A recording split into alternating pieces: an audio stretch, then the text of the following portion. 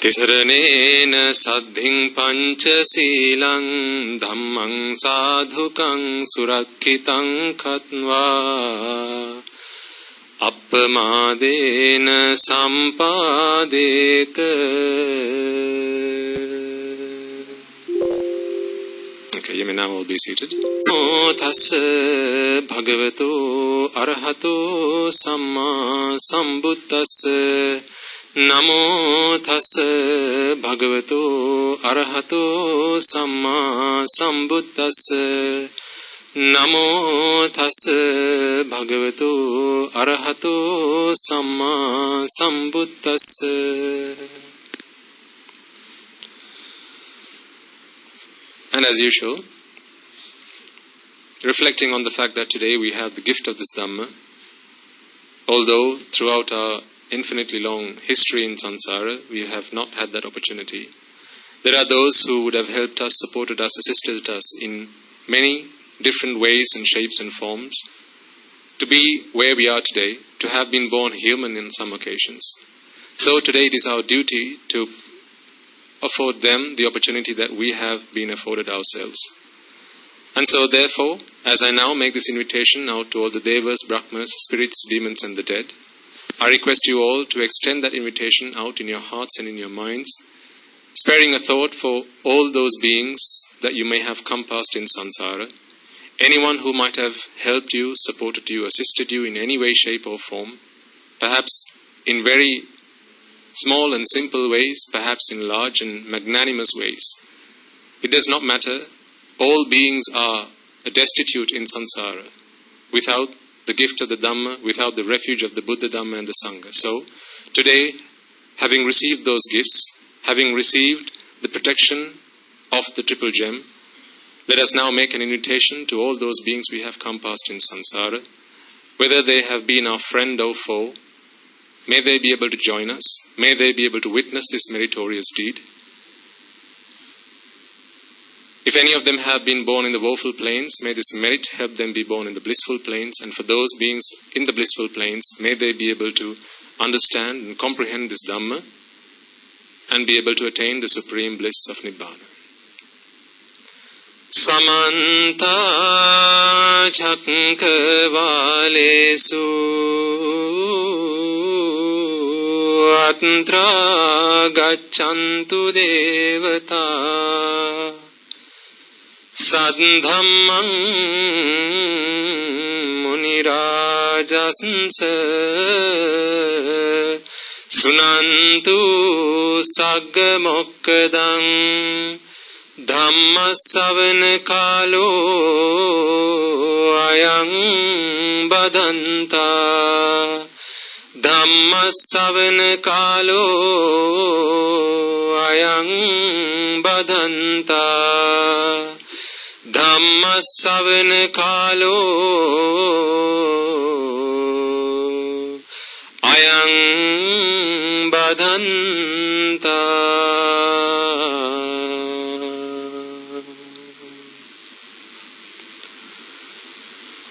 And once again, ladies and gentlemen, let us take a moment also to remind ourselves that although today, having received the Dhamma, our lives may have changed beyond recognition, we may not be the people who we were perhaps a few months, maybe a few years ago, or perhaps in our previous births. And this is because we did not receive the gift of Dhamma. Having associated with ignoble ones and immoral ones, who defiled our minds with raga, dvesha, moha, that is desire, aversion and delusion, and having been blinded with avidya and tanha, which is ignorance and attachment, we may have offended, insulted and desecrated the noble ones, the Samma Sambuddhas, the Pacceka Buddhas, the Arahata Buddhas, Anagamis, Sakradagamis and Sotapannas, be they on the path or having attained the fruits, as well as the Buddha's ministry, the Sambuddha Shasana. For all those misdeeds that we may have directed towards them, either knowingly or unknowingly, such deeds may today hinder our progress in the Dhamma.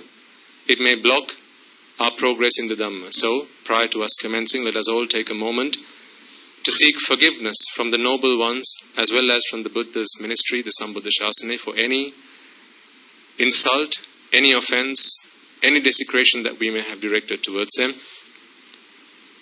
And also, let us all make a firm resolve that through the course of this sermon, if there are any gaps in our knowledge, any gaps in our understanding, in our comprehension, that keep us from attaining those noble attainments, through the course of this sermon, may I be able to fulfill those gaps. May I be able to receive the Dhamma such that I am able to close the gates of the four hells once and for all, and to do so by attaining the noble attainment of Sotapanna. And for any of you who may have already attained that, make a firm resolve that through the course of this sermon, may I be able to fulfill the remaining subsequent paths and the fruits such that I may be able to attain the supreme bliss of Nibbana. With that firm resolve in mind, I ask you all to prepare yourselves to listen to this sermon.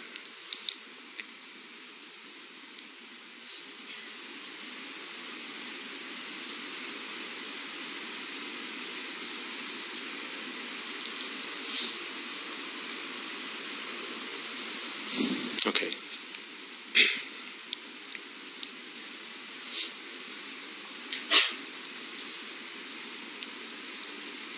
So we have some time restraints to work around today. And that is perfectly acceptable, by the way. In fact, I think last week I was kind of hesitant to continue past 6:30, but then I thought you've taken a lot of effort to come a long way. And like I reminded you last week, you're coming here and you're spending your most valuable assets, which is time. Not money. Time. So I feel duty bound to make the most of your time and give you the most that I can afford you. Particularly given that I think it takes you about a couple of hours and a half hour to get here. And perhaps the same to get back. So I just want to make sure that the time you spend here is well worth it. So let me worry about that. I'll make sure that every moment you spend here is worthwhile and you take away the maximum that you can take away. But from you, in return, I have I wouldn't say a favor, but I suppose it's a favor to yourselves, not me so much, is pay the most attention that you can to every word I say. And whatever we speak of, whatever we discuss here, make sure that you take the time to reflect on. Don't just take the superficial meanings. Try to dig deep, analyze every word I say, and don't take anything I say at face value. Because I don't want you to trust in me. Because I could be saying anything. You know, in advertising they have this, what do they call it? Subliminal messaging. You're saying one thing on the surface, but underneath it's a completely different message that's being delivered. Perhaps I'm doing that. This is why I say, don't take anything I say with trust, but everything I say you have to analyze, use your intelligence, check if that makes sense with your life's experiences, and see if these things that I share with you help you to put out the fires of raga, dvesha and moha, desire, aversion and delusion. Because that has to be the one and only test. That is the litmus test. That is the acid test. If it fails that, then I beg of you, do not come back here. If I start to speak such things that ignite the fires of raga, dvesha, moha in you, I beg of you, do not come back here. So you have something to do, pay attention, and make the most of it. And also perhaps a friendly suggestion. This is by no means a personal attack on anybody. You know, I understand that you do take a lot of effort to be here, right? I mean, it's a weekend, and I'm sure there are lots of things that busy people have to do on weekends. Given that Mondays to Fridays are spent at the office, traveling up and down, and we know weekends are precious time. Time that you can spend with your family, time that you can spend going on holiday, time that you can spend doing lots of other things, and yet you have decided to be here. What I would suggest is, there are sometimes environmental factors that make it difficult for you to stay awake. And sometimes this is because of things that we've done in the past. Karma is now bearing fruit. Sometimes we may have taken away other people's opportunities to listen to the Dhamma. Sometimes we might have blocked their progress in the Dhamma. Whatever. Who knows? And the thing is, when you're doing everything else, you're wide awake. But the moment you hear the word Samanta Chakavalesu, these eyelids slowly start to close. And then it's so serene, so peaceful. Until you say, Abhivadana Silis, and then they come up wide again. So this can happen, okay? And again, it's not a personal attack on anybody, but as I say, you're spending very valuable time here. So make the most of it. I think you all have at your hand's length a bottle of water, so if you feel you need to just sprinkle a few drops of water on your eyes, you can please feel free to do that. If you feel you need to just take a walk outside and come back for some fresh air, please feel free to do that. I have no qualms about that. All I want you to do is make the most of your time here. Listen to every word I say. Analyze it. See how that relates to your own lives, and make the most of your time. Is that a fair ask? Anything of that is unfair? Okay. So, it's really important that from time to time we take a pulse check. How are we doing? Where are we going? How far have we come? Are we going down the right road? Are we passing the right milestones, which indicate to us that we're on the right path? Or are we just walking away into the wilderness, not knowing where we're going, not knowing what obstacles come to us, not knowing how to overcome them? Because then it's a journey that we are on without knowing what the goal is, what the target is, where we are heading. And that's extremely dangerous. The Buddha very clearly explains that Nibbana is a path that you take after having seen what Nibbana is. You start walking on the path knowing where you're heading. You start walking down the path knowing what it is you're signing up to. Did you know what you were signing up to when you walked down the wedding aisle? Or did you find that out later on?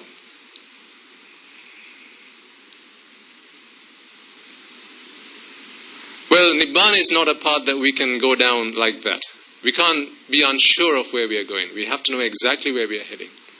So when we talk about liberation, when we talk about freedom, emancipation, all these nice words, fancy words, what do we really mean? What are we freeing ourselves from? We say, shackles of samsara. When we chant the Arya Maitri, we say, may I and all beings be freed from the shackles of samsara. What does that really mean? Is anyone holding us back in samsara? Is anyone tying us down to samsara? Who are we trying to free ourselves from?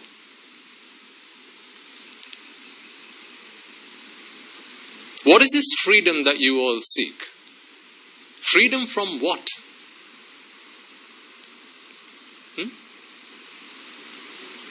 Raga, Dvesha, Moha. Okay. Any other ideas? Kamma. Okay. Did you say kamma, madam? Sorry? Doing karma. Okay. From suffering. Okay. Attachments. My God, so there are a lot of things that are tying us down to samsara. Good heavens, when are we going to free ourselves from all these things? There's suffering, there's karma, there's attachment, there's... What else did you say? Yourself. There's chains all over the place. And sometimes that can be a bit overwhelming if you really start to think about it. Good heavens, there's so much stuff that's tying me down to samsara. I thought getting a divorce was difficult. That only needed one signature on a bit of paper. But now you're talking about unshackling myself from samsara, and there's so many things tying me down. When am I ever going to be able to do this? Maybe a question that sometimes lingers in your minds. You see, as we walk down the path of liberation, vimuktiya, this should be something that we can feel and sense and experience every day. Not in 10 years' time. Not in 5 years' time. Not next week. Not tomorrow. But now. Now, at this moment in time, you should be able to experience what Nibbana is. If you don't experience what Nibbana is now, then you probably don't know what Nibbana is in the first place.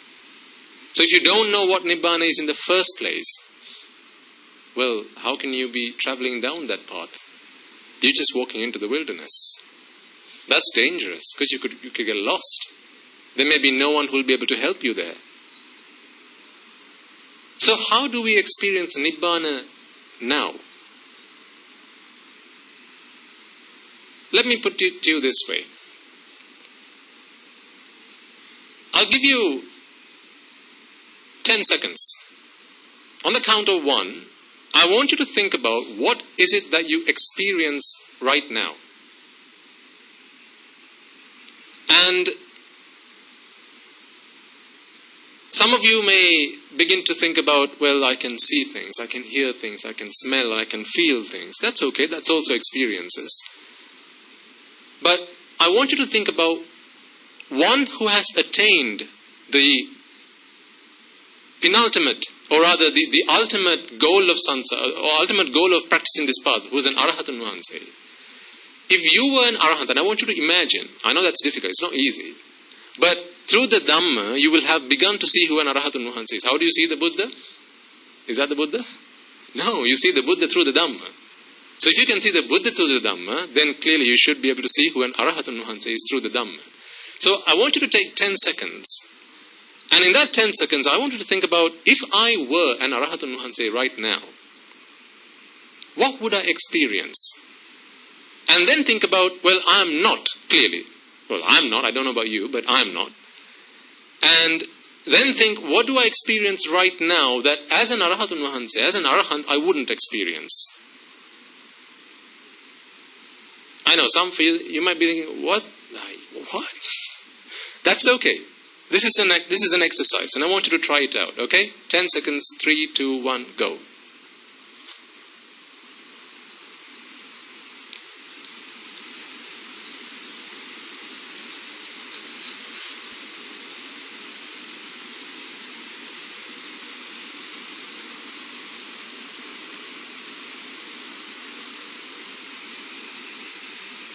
Time's up.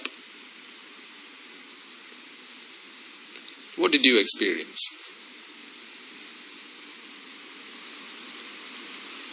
Is it difficult to say?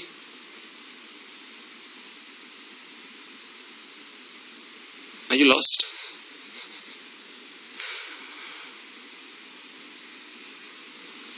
Let me help you out. In those 10 seconds, did you feel like, I wonder what he's asking me to do. I wonder what he might say after the 10 seconds is up. What's the right answer? What's the wrong answer? If he asks me to volunteer an answer, am I going to look like an idiot? Perhaps I've misunderstood the question. Should I be able to know, do I really know who an Arahatan Vahanse is? All these doubts, I'm sure for some of you, they might have started seeping into your mind.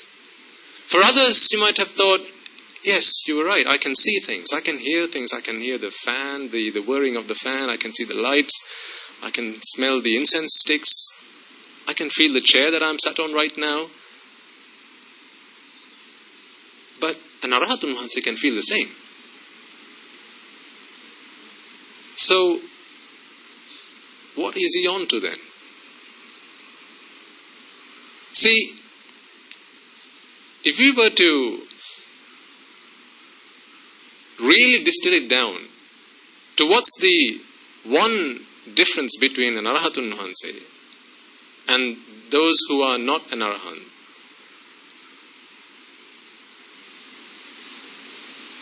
is this vexation. That suffering of vexation. Pelim. And I said to you a moment ago, some of you may have been thinking, what might he say after this 10 seconds is up? Will I be giving up a stupid answer? Am I going to look like an idiot?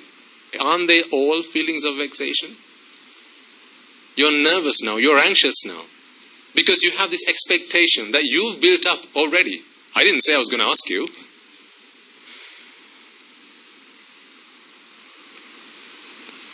But you're all churning away on the inside thinking, what might he ask me? What might I be able to say? What if I can't come up with an answer? Then what happens?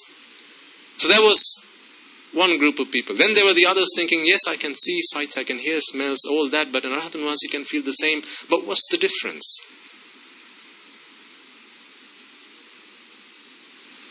The expectation of sight itself is vexation. The fact that when your eyes are open, you expect to see. The fact that when your ears are wide open, you expect to hear. Don't you?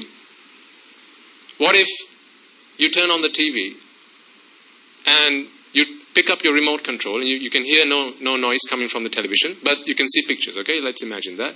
You pick up your remote control and if you can't hear any noise, the first thing you're going to imagine is what? The volume's turned down or it's muted, right? So what you do next is you keep switching the volume up key.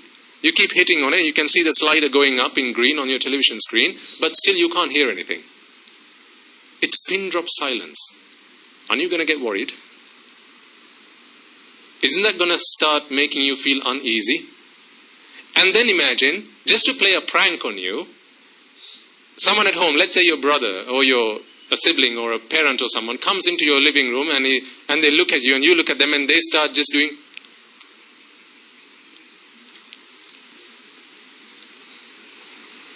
How are you going to feel?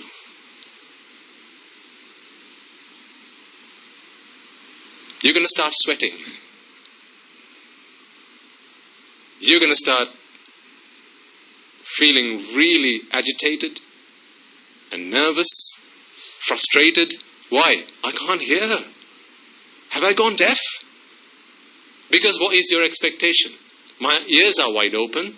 The TV's been turned up. There's a guy over there who's moving his lips, and surely he or she should be saying something, and alas, I can't hear a word he's saying. Wouldn't that send a shiver down your spines? So isn't there the expectation that when your eyes are open, I have to be able to see. I have to be able to smell. I have to be able to taste.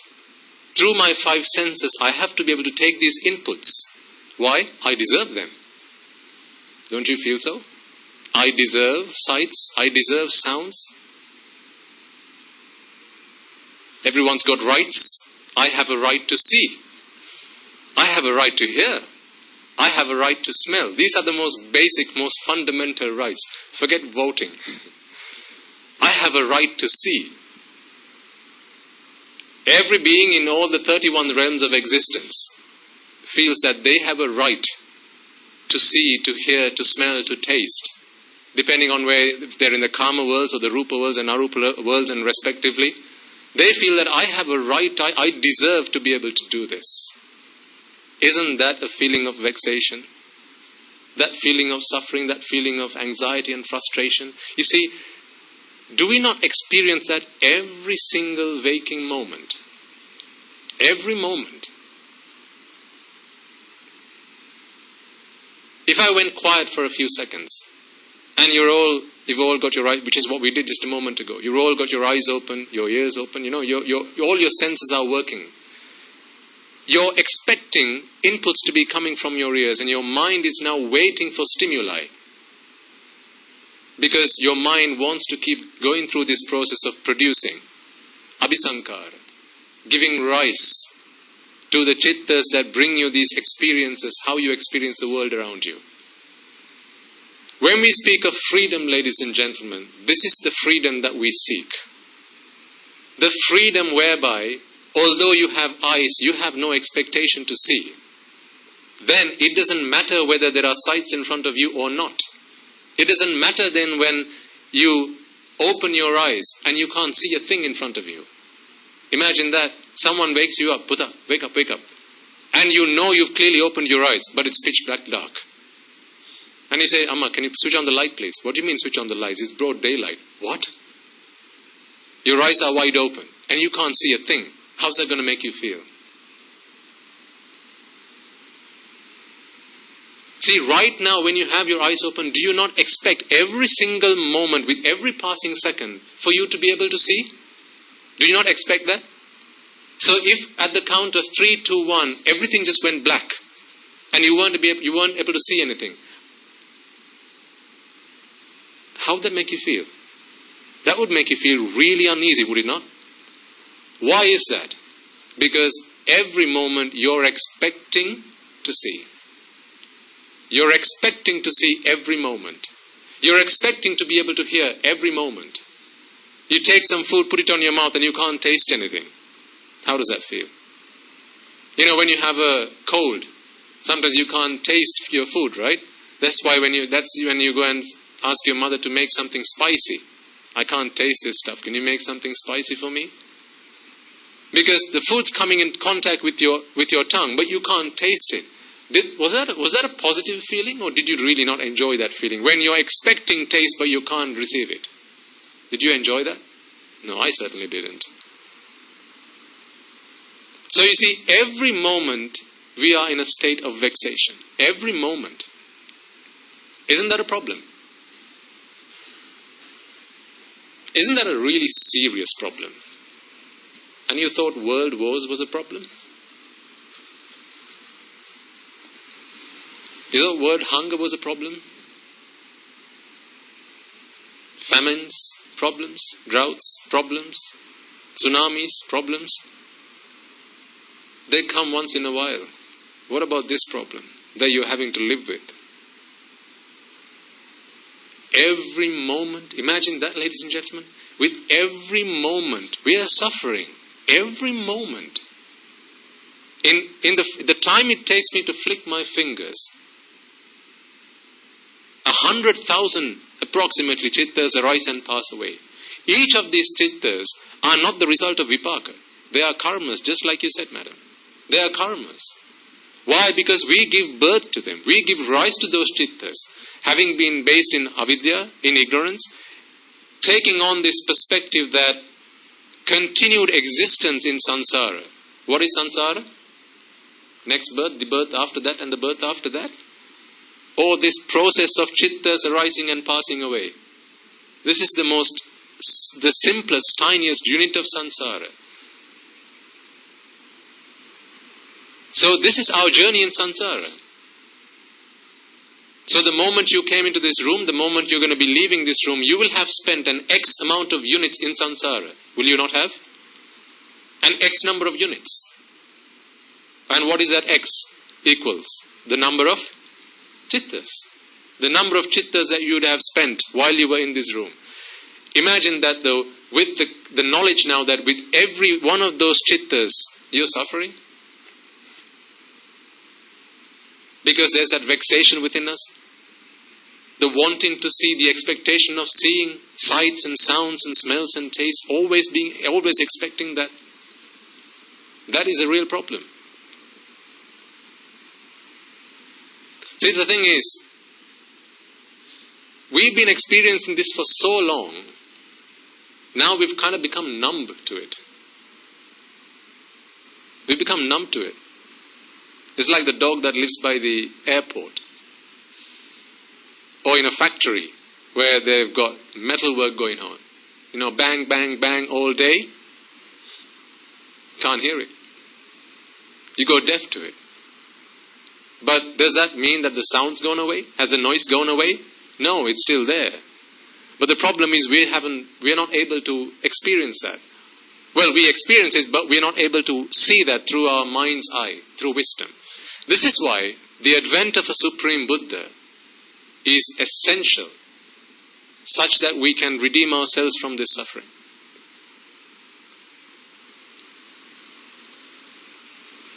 Because otherwise, we are constantly in this state of vexation. No matter where you go in this universe, travel to Mars, what are you traveling there with? Your mind. Travel to Jupiter then? What are you going to travel there with? Okay, what about the next galaxy? Where are you going to go there with? What are you going to go there with? Your mind. A mind which is still what? Expecting. Expectation is the root of all suffering. Where there is no expectation, ladies and gentlemen, there is no suffering there, full stop. And this expectation is nothing but attachment. It's the attachment that leads to this expectation, tanha. So we really need to find a way to put ourselves out of this suffering that is with us constantly. It's a constant suffering. It's like if someone's by your side and continues to prick you with a needle. Imagine that. Every second, prick, prick, prick. Every second. We must be able to understand that this is what's really happening. Now, thanks to the Buddha and his teaching, we are able to understand now that it's because of attachment that we go through this suffering. No attachment, no expectation. So, the reason I started this sermon by saying, we have to be extremely careful and we have to have laser-sharp accuracy in terms of where it is where we are heading. You have to be able to know, you have to be able to experience Nibbana now. So how do we experience Nibbana now, knowing this?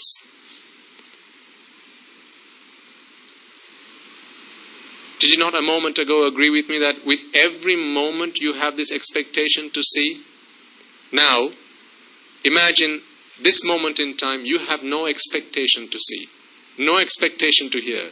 You have eyes, you can see, but I don't expect to see. You go blind all of a sudden, okay. You go deaf all of a sudden, okay. You can't smell anything all of a sudden, okay. You see an arrow approaching you from afar, and in the next 5 seconds it's going to hit you. Okay. How's that for freedom? Not the tiniest bit of anger, not the tiniest bit of resentment, not the tiniest bit of frustration or pain that comes into your mind when you know this is going to be coming. And in all sense of the word, do we not really know that this is coming? Isn't the day that we're all going to be blind coming? It's coming, right? The day that we're all going to be deaf, that's coming. The day that the arrow of death is going to come and pierce our hearts, isn't that coming? Let me ask you, you don't have to answer if you don't want to share. How many of you or people that you know may have survived a heart attack by now?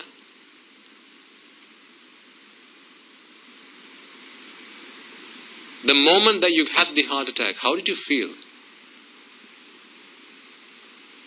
When you collapsed on the floor, when you were feeling that pain, that excruciating pain on your arm, in your heart, how did you feel?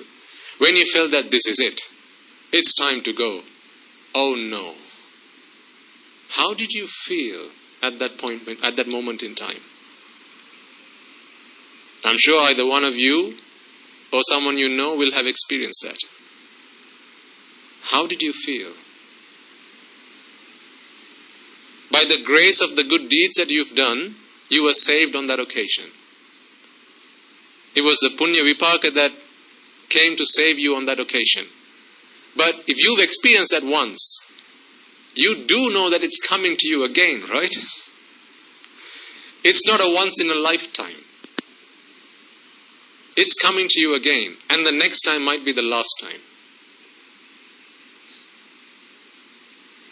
Are we prepared for that? The day is going to come when you're not going to be able to see. And you're still going to be awake. You're going to be alive, but you can't see. How are you going to feel when that day comes? Because when you know that with every moment that passes by, you're expecting to see. With every moment then after you've gone blind, your expectations are being what? Destroyed. With every moment. What you think after you've gone blind, you have no expectation to see? Of course not. How do you know? Well, sit down, when you try meditation sometimes, sit down with your eyes closed. And someone says, right, keep your eyes closed for the next 3 hours. How many of you can manage to do that? 3 hours. Not a blink. You can't open your eyes, not even just to check if anyone's around. You'll hear noises, but you're not allowed to open your eyes. How would you feel? Just test this out. Just because I'm saying it. At home, take 15 minutes if you've not meditated before. Take 15 minutes, sit down, set your alarm clock to 15 minutes. Right? So 15 minutes is up. Because otherwise you're going to be vexed there as well. Is the 15 minutes up yet? Can I open my eyes already? So set your alarm clock to 15 minutes. Close your eyes and then just wait. Don't open your eyes. See how long you can wait. See if you can last 15 minutes. If after 5 minutes you're feeling, but I'm thirsty. I need a glass of water. Otherwise I'm going to die. But I need to go to the toilet. This is not fair. I need to go to the toilet. All these excuses are going to start coming to you. Why? This is the expectation to see. So imagine then if you go blind. This is a simulation. Close your eyes, imagine you're blind and see how long you can last. Now if you know that you're going to be blind one day, how are you going to feel then? Are you prepared for that? Are you ready for that?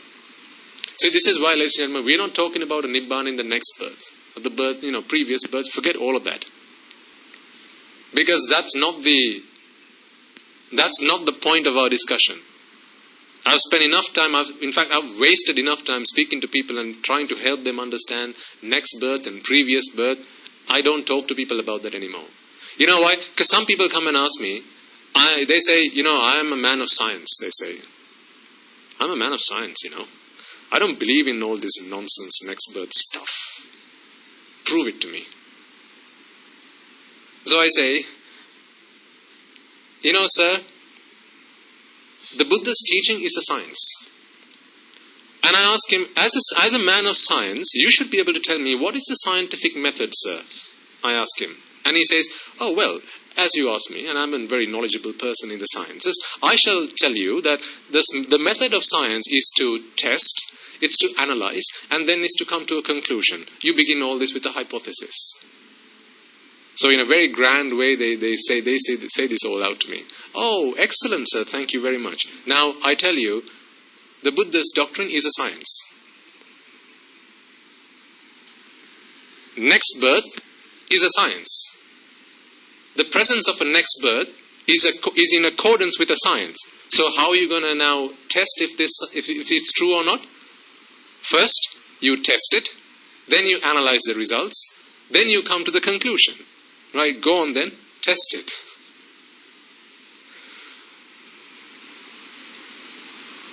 The Buddha's doctrine is a science. So if you want to argue a science, well then the only way that you can agree with the science, or either accept or reject the hypothesis, is if you use the scientific method. So to use the science, people might come and say, these jhanas that you talk of, that's rubbish. How can you get into a state of samadhi? That's all rubbish. First jhana, second jhana, third jhana, what's all that? It's all rubbish. So I say, well, it's a science.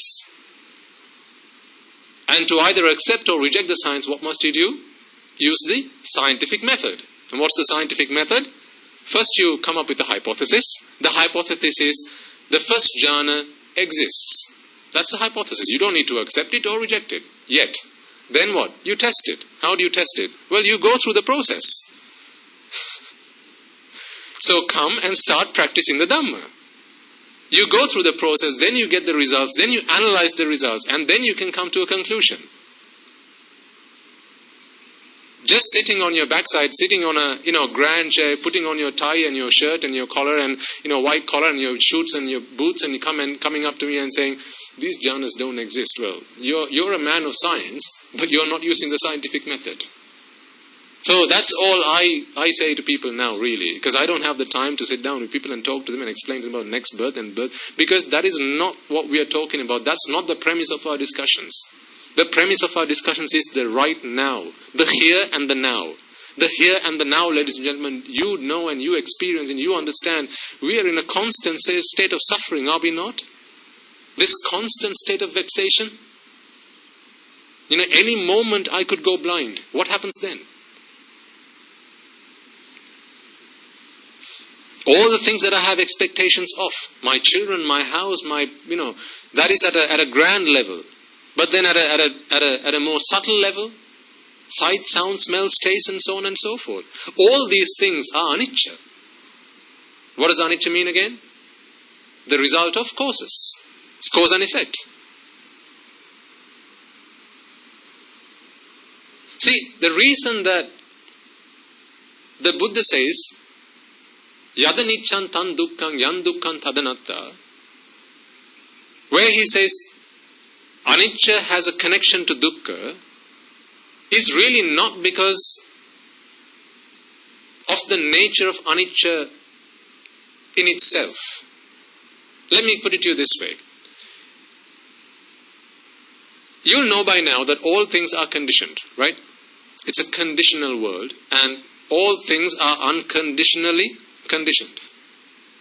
All things are unconditionally conditioned, because all things are conditioned.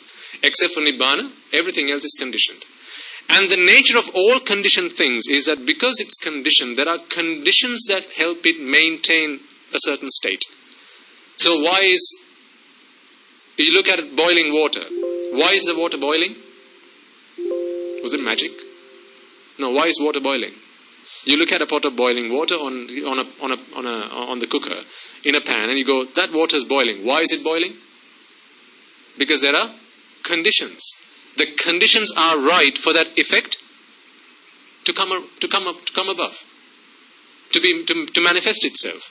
So the water is pure H2O, and you have temperature, and it's been heated up to 100 degrees minimum, and therefore it's boiling. So you have the right conditions, therefore you get to see the result. What if any one of the conditions change? You change the composition of the water. You add another chemical to it. So when we used to live in the UK, they, when it's in the winter, to prevent black ice, they put salt on the roads. And by doing that, they bring down the what do you call it? Is it the melting point? The freezing point, yes. They bring down the freezing point of the water. So what they're doing there is really changing one of the conditions. Because leave water as it is, give it 0 degrees Celsius, and then it's going to turn into ice. But change one of the conditions, and then you don't need to worry about all of the other conditions. You just need to change one.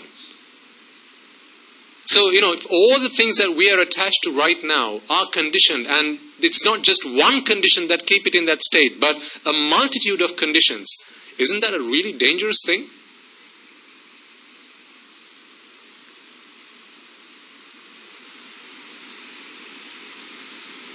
We should be really careful. Why? Because there's so many conditions of which only a few we can actually perceive ourselves. We can only perceive very few conditions ourselves, because the conditions that we can perceive are those that we can see through our 5 senses. The rest we don't know because we can't perceive them.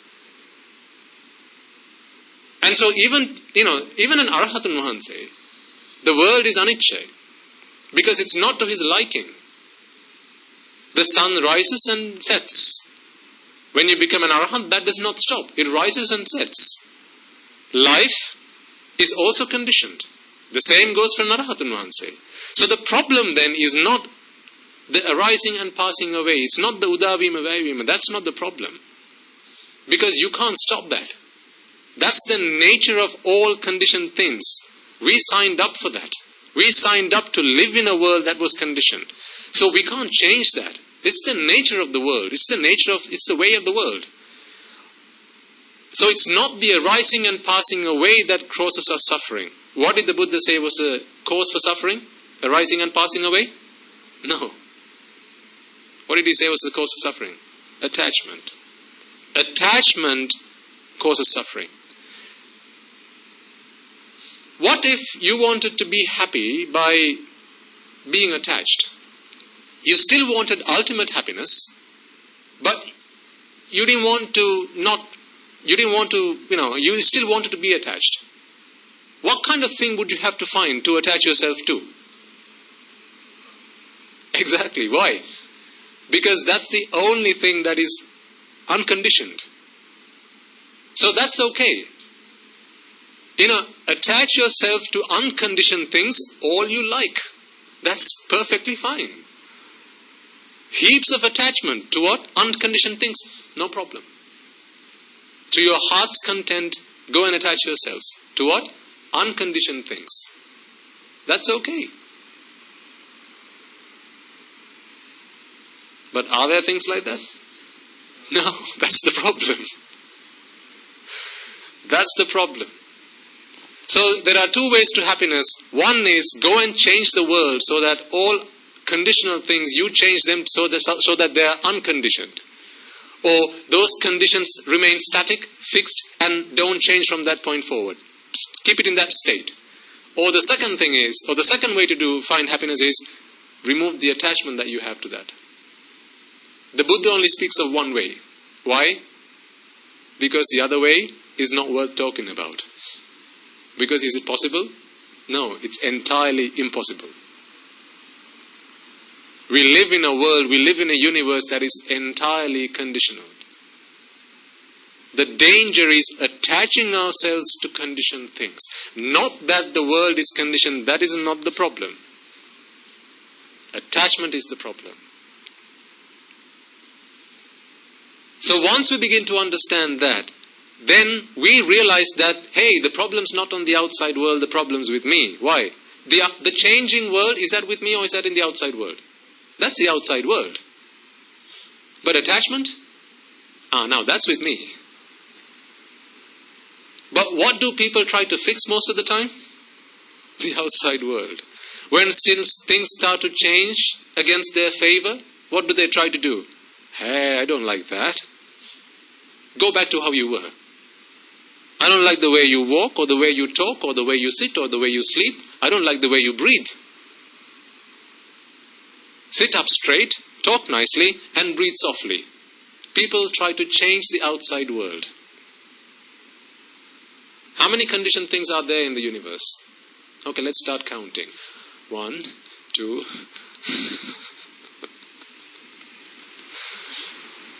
How many? Infinite. There are an infinite number of conditioned things in the outside world. So to find happiness, what we are trying to do is to find an unconditioned world, or what we are about to do is to change conditioned things into unconditioned things, or change them into our favor. In our favor, then we have an infinite problems to fix. Anyone want to sign up for that? There are people who do sign up for that. Like whom? Like I did. For a very long time in my life, I signed up to that. Like a damn fool, I did. I signed up to that. Because I thought the more money I had,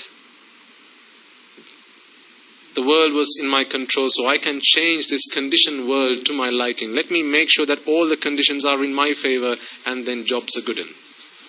That's what I thought. Little did I realize that's not the solution to the problem. Because everything that arises passes away. And all conditioned things are conditioned because they have causes that give it that state. As we know now, Rupa, Vedana, Sanya, Sankara, Vijnana, these are the building blocks of all things that are conditioned. And behind these building blocks, you have avidya, tanha, kamma, ahara, nibbati lakkhana. So when those 5 causes change, the rupas change. When those 5 causes change, Vedana changes. When the 5 causes change, Sanya changes, Sankhara changes, Vijnana changes. Now we are living on a world that's constantly changing. Not to my liking. If it were to my liking, then great. I've got no problem with that. But my liking is never part of the equation.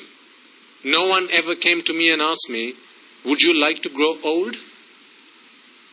Before my biological clock started ticking. No one came and asked me that. Why? So unfair, isn't it? Anyone came and asked you before your first hair turned grey? How dare they? They should have asked us, shouldn't they? Anyone came and asked you before you broke a leg? No, how dare they? They should have come and asked me.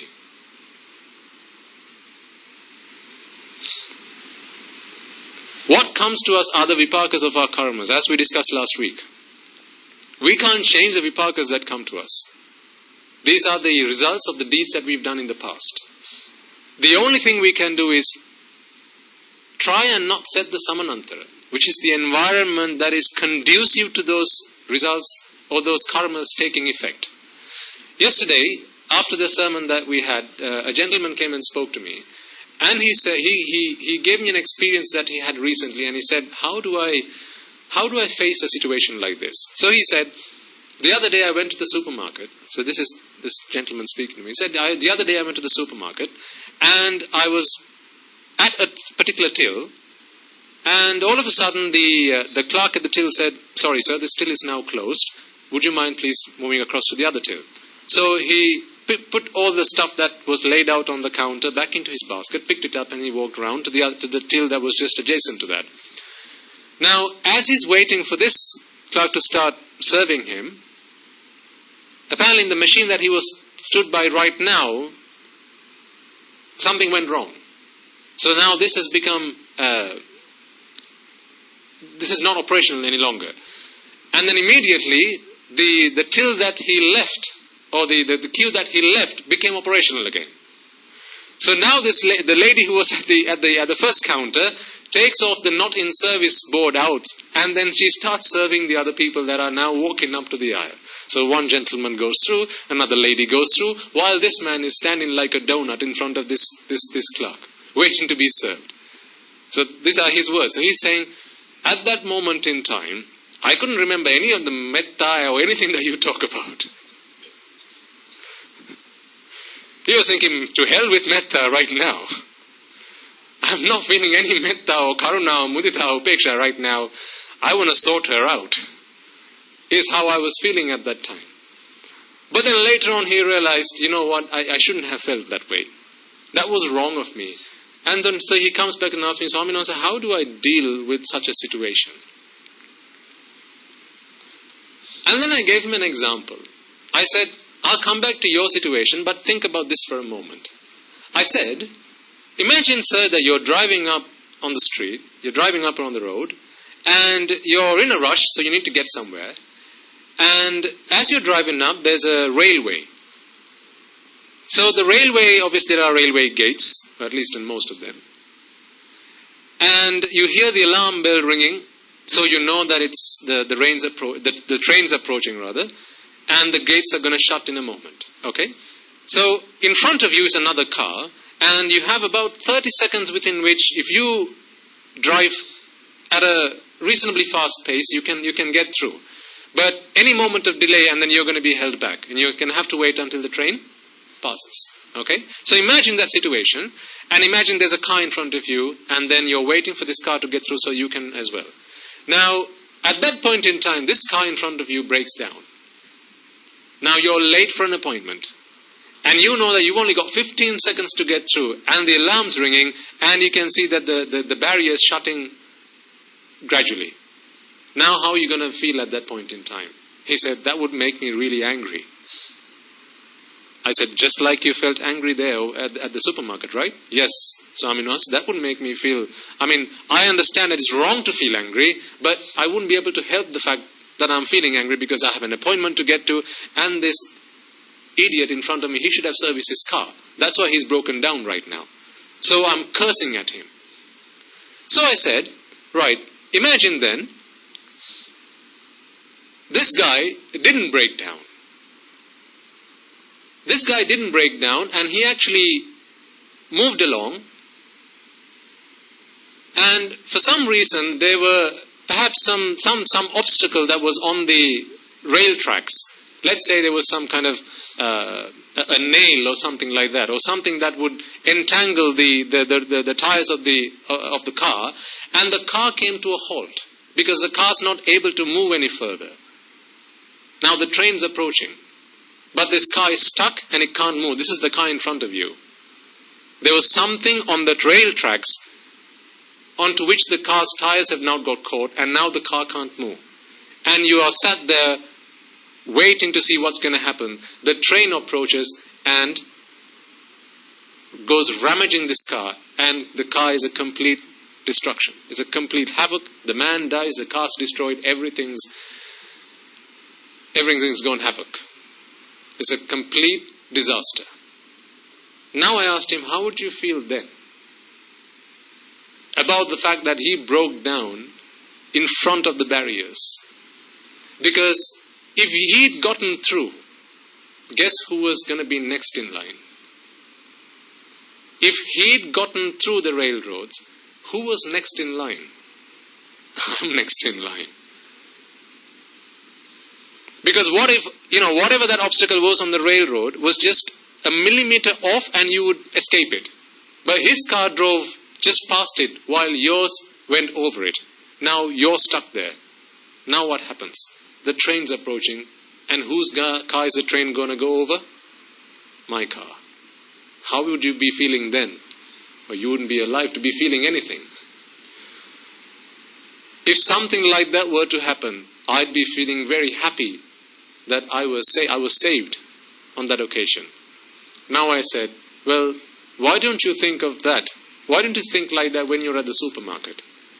Why didn't you think for a moment, the fact that I was delayed at the supermarket was because my karma was such that if I had left 5 minutes ago, if the clerk had served me 5 minutes ago, and then I driven out of the car park reversed, there was a container that was driving past. The driver fell asleep or didn't see me and drove over me. Car destroyed. Didn't she just save your life? Why are you only so keen to see the other side? Why do you not stop for a moment to think, hey, this could really be in my favor? Perhaps my life was saved. Why don't we think like that? And he said, you know what, Swami Nivathapa, you're so right. I should have thought about it like that. And he says, come to think of it, lots of things like that happen at home. Where I come home and there's dirty dishes. And then I start shouting at the wife and the children. And then what do? I go and start washing the dishes. And then all of a sudden I hear a noise. And then I walk out and I see that the next door neighbor, he's been bitten by a snake. That snake was in my garden 2 minutes ago. Had it not been for the dirty dishes, I would have gone out into the garden. Didn't those dirty dishes save your life? Why is it always glass half full, half empty, ladies and gentlemen?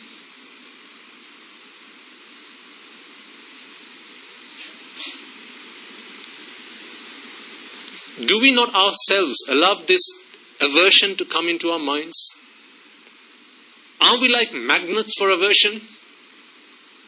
Anger and hatred and aversion, we're like magnets. Given the opportunity, you're just looking, how can I get really mad at this?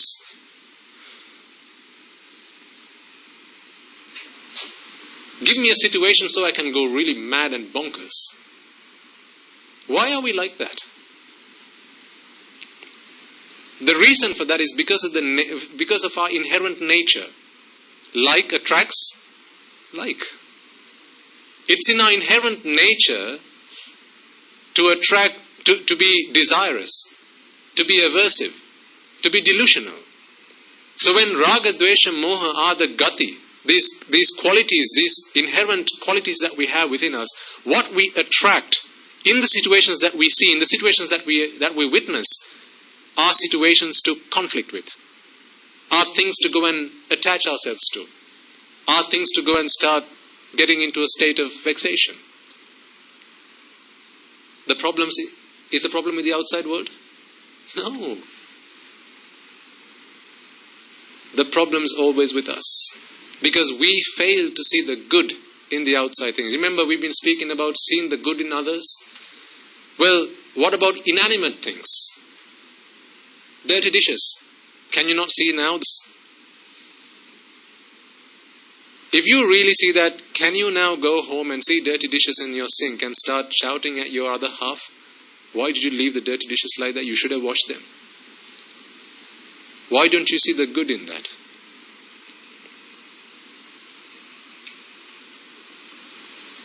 If you see that your child hasn't done their homework, yeah, fair enough, you've got to advise them, make sure you do your homework on time, otherwise you're going to get in trouble. But pretending to be angry and putting up an appearance is one, but firing up on the inside is another. If you're firing up on the inside, then you're suffering. And that suffering is not because of the outside person. That suffering is because of what? The inside person. This is the attachment that we have. That's what we are trying to fix. So when we speak of freedom, ladies and gentlemen, we are speaking of the freedom that we have to be able to experience here and now. Right now. When those moments arise, when we begin to experience the vexation. Example, you hear a noise and immediately feel, I need to turn my head and look at it. Vexation. I'm suffering. I'm expecting to see. I'm expecting to hear. Why? See, the here and now. Then immediately what do? Dhammanupassana. You contemplate on the Dhamma that you've learned so far, you've understood so far. What do I have to gain by turning my head and looking at it? I've turned my head many millions of times already in my life. What did it do to me? What good has it done to me? Not much. So why do I have to turn my head again and have a look?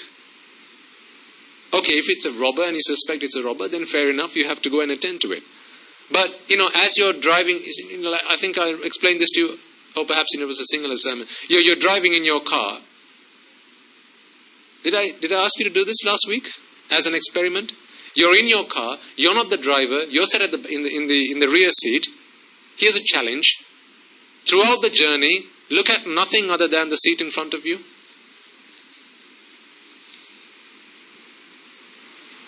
Challenge. You're not the driver. So why do you need to look left and right and outside the windows? Why do you need to look? You're not the navigator. You're not giving direction. You're just a passenger. So why can't you just look at the seat in front of you? Because that's what's in front of you right now. Why do you have to turn your head? How is that helping your journey? Is that passing or failing the happiness test? Oh, you know the answer. It's failing the happiness test. Is it putting out my hunger? No. Is it giving me medicine for my ailments? No. Is it giving me shelter? No. Is it putting clothes on my body? No. Is it relieving me, redeeming me from my suffering? No. So why am I looking then? That is you experiencing Nibbana here and now. This moment in time. Because with every reflection that you have like that, every moment you analyze your thoughts like that, you see, this is why you have to be mindful all the time. Sati Sambojjhanga. I'll speak to you about the 7 factors of enlightenment in future sermons, and perhaps, Sati Sambojjhanga, I'll start to talk to you about today. Sati Sambojjhanga, Sambojjhanga are the factors of enlightenment. Sambodhi Anga. Sambodhi is enlightenment. Nibbana. Redemption from suffering. Putting out the fires of raga, dvesha, moha, all that is one and the same. Freedom from vexation. Right? All of this is the same thing. So if Nibbana is something we experience here and now, then satya, this mindfulness, has to be something that we have here and now. Being mindful all the time about the thoughts that arise in your mind. It's not just a case of knowing what you're doing at that point in time. It's not just a case of knowing that you're walking, knowing that you're eating, knowing that you're sleeping. It's not a case of that. It's a case of why, what are we being mindful for? Remember I told you about the cat that's aiming for the rat. Isn't the cat mindful? Taking target. Have you seen an animal that's more mindful than a cat taking target at a rat? It'll be thunder and lightning on the outside. Not my problem. I'm the predator. There's my prey. I'm just waiting for the right moment. That's mindfulness. But that mindfulness is not going to get it to Nibbana. So there's various types of mindfulness. The mindfulness, the sati sambojjhanga, it's not sati. It's sati sambojjhanga. What qualifies the sati to become a sati sambojjhanga? What qualifies mindfulness in such a way that it becomes a factor of enlightenment? When we know what enlightenment is in the first place. Recently, I think it was just 2 or 3 days ago, one of our novice monks, he came and asked me, I share these stories with you because one, I want you to know that we're all human just like you. Okay? I'm not an alien. And I'm not an Arahatun Mahanse for starters. Apparently people say that I am one. That's the first I heard of it. Apparently. This is the talk in town that apparently I have claimed to be an Arahatun Mahanse. So let me claim right now I am not. Okay? Let all be known. Okay? Right, anyway. So coming back to the point. We're only human just like you. And when I see another human being, all I see is Raga, Dvesha, Moha walking on 2 legs. So what am I? Raga, Dvesha, Moha walking on 2 legs. That's all I am, nothing else. Desire, aversion and delusion on 2 legs. So, that's one point. The second point is, some of you may feel, hey, if only I were able to ordain myself, I'd be done and dusted with this in no time. I want you to see beyond that. I want to help you understand that that is not the case. Donning a robe, shaving your head is not the answer to the problem, because that is not what Nibbana is. Nibbana is ragakyo, dveshakyo, mohakyo, not donning a robe, not shaving your head. That's not what Nibbana is. So the reason I share these stories is for you to understand that you can attain Nibbana while you go about your day-to-day chores, while you're in your livelihoods, your household, and you do you get on with your day-to-day chores in your household lives. It's not something that you have to leave your household life and come here to a monastery or a temple and start doing. Yes, this will help you do it quicker and faster. But until the time arises, you can continue to do it at your homes. Okay? So, this novice monk, he comes and asks me, he says, Swaminwanta, when I come downstairs into the Dhanashala, which is where we serve alms, and sometimes we have, obviously not sometimes, all the time, visitors who bring us food. Among them, I sometimes see pretty beautiful faces. So he says, I used to have a girlfriend when I was a lay person, and sometimes some faces that I see reminds me of them, and sometimes I feel this fire of desire arise in me. I feel shameful when it happens. And I try to look away, and I try to not think about it. But it's difficult. And, sometimes I think to myself, it's just one glimpse is not going to do anything, so it's just one glance, that's all. Not going to look again. Or might as well just another one. So what? Or, 1, 2, 3 is a hat trick, so might as well. Remember that old story that we used to learn growing up? I can't remember the chap's name. He asks, "Siya pol kadannada?" Remember that? And then Siya says what? Epa. Siya එක ගෙඩියක් කැඩුවානේ. අහන ඔක්කොම කඩ. So that's a little fable that we have in Sinhalese. In English, I'll translate it for those of our non-native speakers. There's a chap who goes and it's not as funny when I say it in Sinhala, but anyway, for their benefit, I'll translate it. There's a young chap who's really keen on plucking coconuts, and he really wants to do this, but it's his grandfather's coconut tree, so he knows that it's wrong to do it. But still he wants to do it, but he knows it's wrong to do. So what he does is he plucks one coconut and then puts it down, and he goes to his grandfather and says, "Grandpa, would you mind if I pluck coconuts from your tree?" And Grandpa said, "No, you're not supposed to do that." "But I plucked one already." "Oh, well, you might as well then." Then he goes and plucks all of them. So that's how the story goes. Anyway, what I want you to see is the connection to that, to what the story I was explaining to you. So, this monk tells me, this is what happens. Why? Because the eye is always expecting. Well, not the eye, but the mind that's connected to the eye. The mind is always expecting. Just because you've donned robes doesn't mean you become anagamis. Right? Doesn't mean the fires of raga, dvesha and moha have been put out, have been extinguished. We are still battling with that. I am still battling with that. If I were to say any different, what am I saying? I'm claiming to be an arahant. No, I'm battling with raga, dvesha, moha every day. So let's be clear about that. I'm helping you and you're helping me at the same time. So he asked me, "Swaminatha, what can I do when that happens?"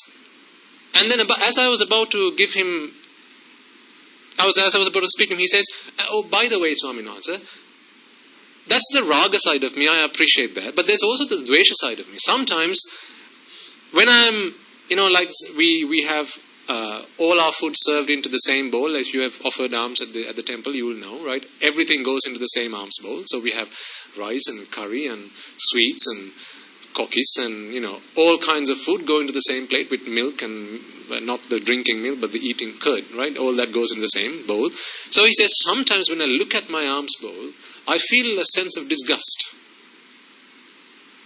I find it difficult to eat. I feel like this is vomit.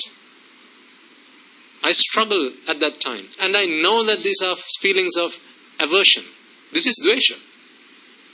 When I know fully well that after it's gone past my tongue, it's all going to be in the same place.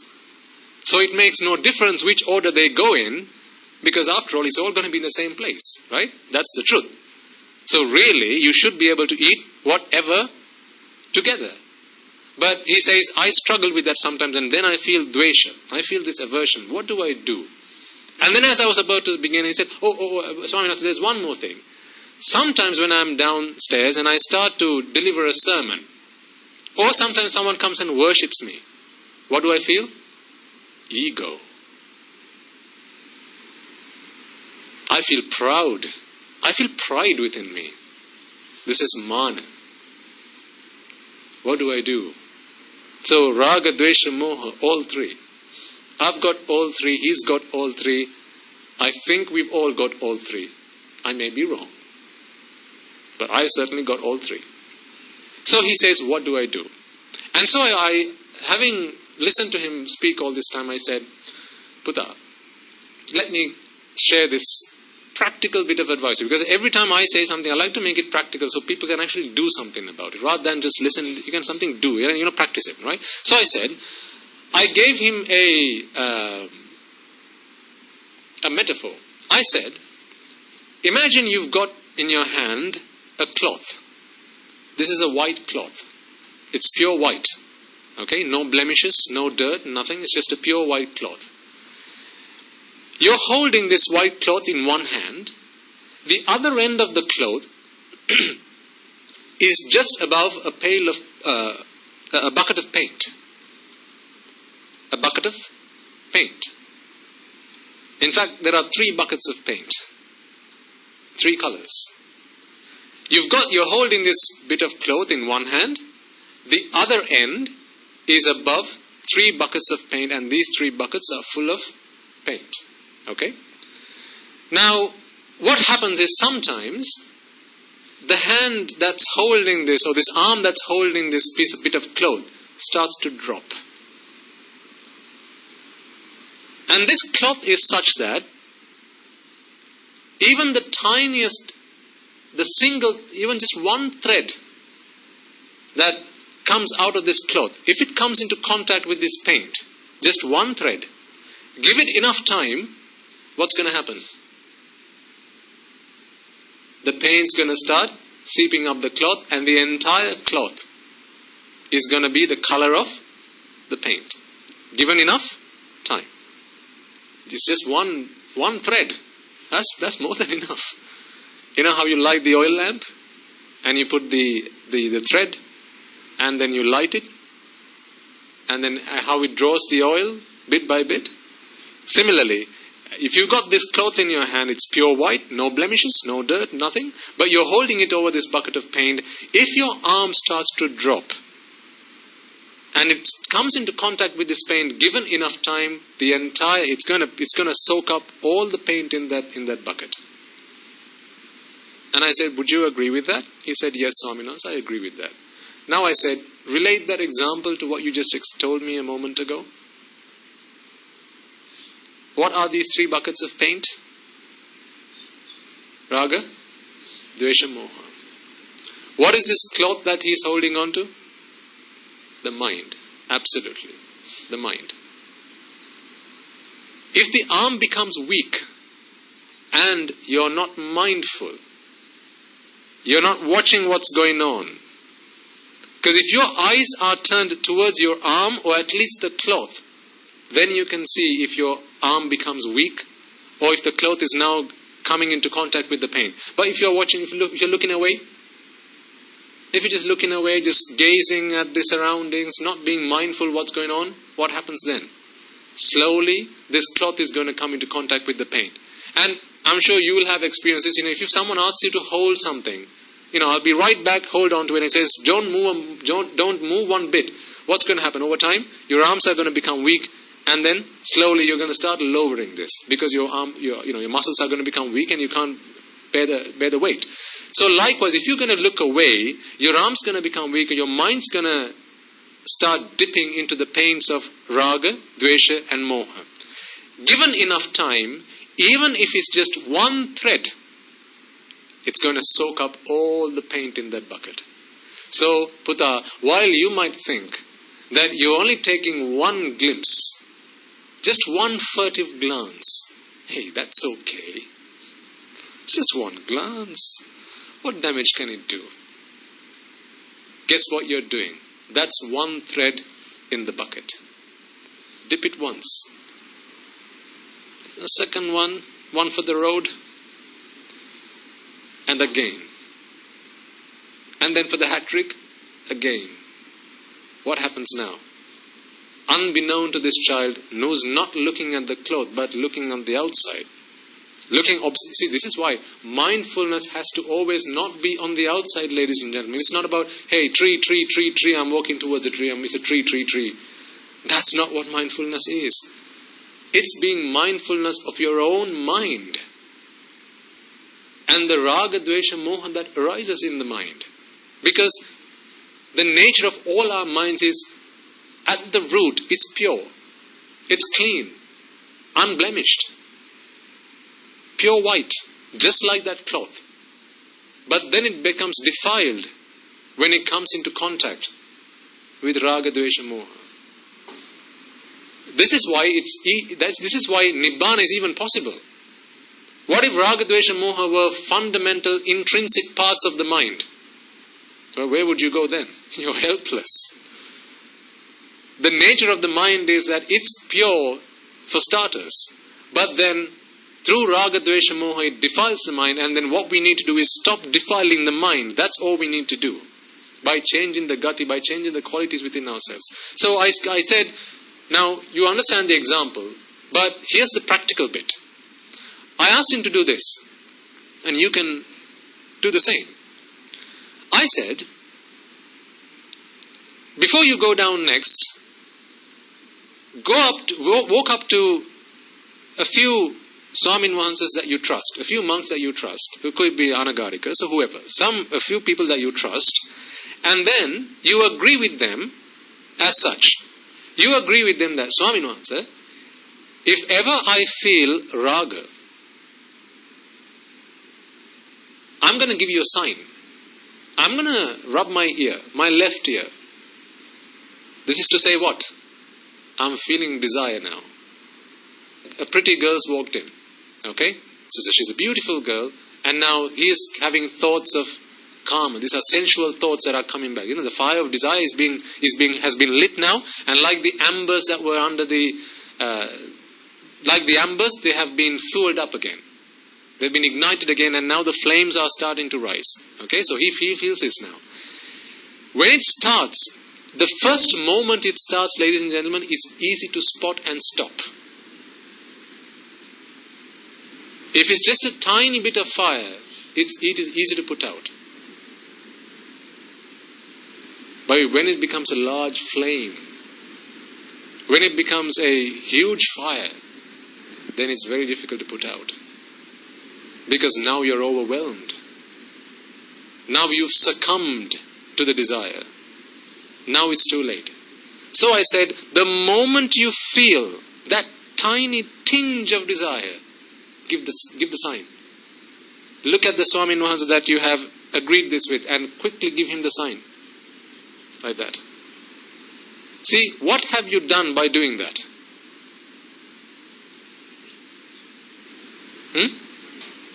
Mindful, yes. Well, you have to be mindful to know that that has happened in the first place. But what else? What did the Buddha say the entirety of my ministry is dependent on? Exactly. Kalyana Mitra Sevane. Satpurusha Sevane. Although this Satpurusha is perhaps a few meters, a few yards away, what is he doing now? I have told him, I am in danger. I need help. SOS. I need help. You see, when there's this saying, don't wash dirty linen in public. There's a saying like that, isn't there? Don't wash your dirty linen in public. That's the way the world works. If you want to practice the Arya method, go wash your dirty linen in public. Why? Because the moment you tell the world, here are my weaknesses, now what happens? Now you have no protection from them. As in, you have their protection, but you have nowhere to hide now. Because for as long as you're hiding these feelings, you're hiding these thoughts that are arising within you, as this Swamin Vahansa is seeing that girl approaching, and he's feeling this desire arise within him, if he's keeping these feelings hidden, how many glances can he take? As many as he likes. Why? No one knows. Now this is sinning in secrecy. In secret you can do whatever you like. Because only you know what you've done in secret. Haven't you all got secrets? Only you know what you've done in secret. But when you've put it all out, when you're now putting your dirty linen in the public, now someone else knows that you need help. And it's difficult when it's become a huge flame to do that. Because you felt the ashwad, you felt that pleasure. 1 moment, 2 moments, 3 moments.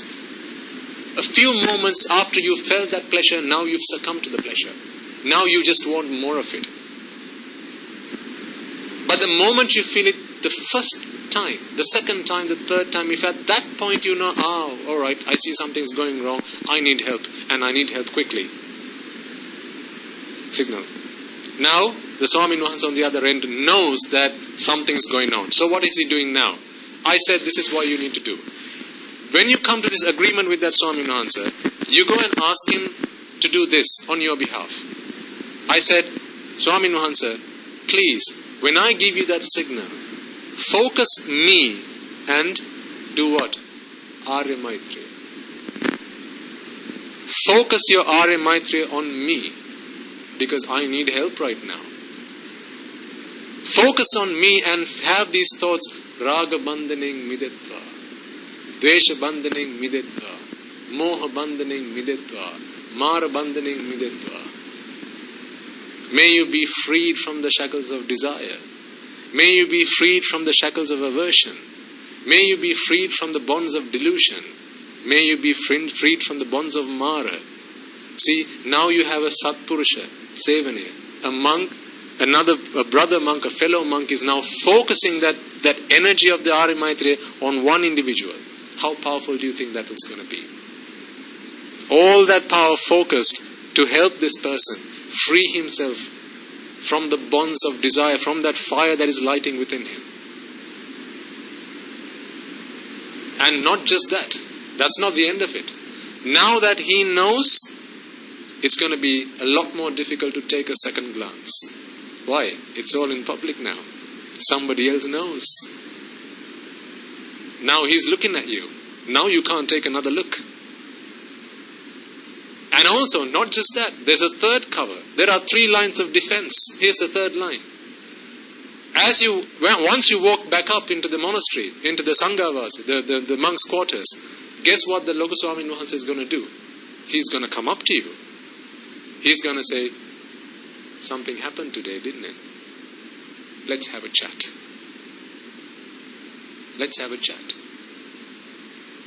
You see, if you don't do it when you feel it, that first moment that you've experienced, if you don't do it then, and you think, you know what, I'm going to take a look now, but later on when I go back to the monks' quarters, then I'll go and speak to the Lokaswami Nuhansa.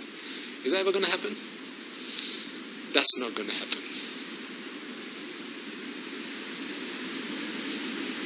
Because delusion has taken over, and delusion will also say, oh, you know what, it only happened once, don't worry, it's not going to happen again. It's not going to happen again. You're okay, it's alright. But what's happened? This cloth has been dipped in the paint. And now it's got paint all over it. Sita pandu gahena kiyala Guru Swami Nuhansa ke desana wala hala dinana. Because the cloth has now been dyed in the paint. So what needs to happen now is, this person needs to take this cloth to the water, to the tap, and get it washed. The tap of what? Dhamma. Buddha Dhamma. The tap is the Kalyana Mitra. The water that comes from it is the Buddha Dhamma. So if it's sensuality, sensuousness that you feel, left ear. What about if it's anger you feel? Right ear. You got 2 ears. What if it's pride you feel? Well, you got a nose as well, haven't you? Indeed. Whatever the case might be, come up with some kind of technique so that, to someone you trust, find someone you trust that you can do this with. Because you'll find yourself in such situations when you go back into society. I mean, even if it's difficult at the monastery, I can't even begin to imagine how much of this you have to endure when you go into the outside world. Again, the problem is not with the outside world. Okay? So I'm not pointing fingers that way. We all have to be pointing fingers this way. Because to an Arahatun Nuhansa, it doesn't matter what environment he's in. All the ambers have been put out. No fire is ever going to be lit in that great person ever again. But for us, because we are extremely flammable, what happens? Just one tiny spark is enough. You know how do you see these tankers that have this sticker on the back, extremely flammable? Oil tankers. Here's something I suggest you do. Get a sticker and put it on your back. Extremely flammable. I think we'll make some Dharamayai Obai t-shirts in future. Extremely flammable. And you have to wear one until you become an Arahant. How's that for a show? I mean, clearly that's saying, I still have raga, dvesha, moha. That's a constant reminder, isn't it? What do people like to do? Go outside and sing praises about them.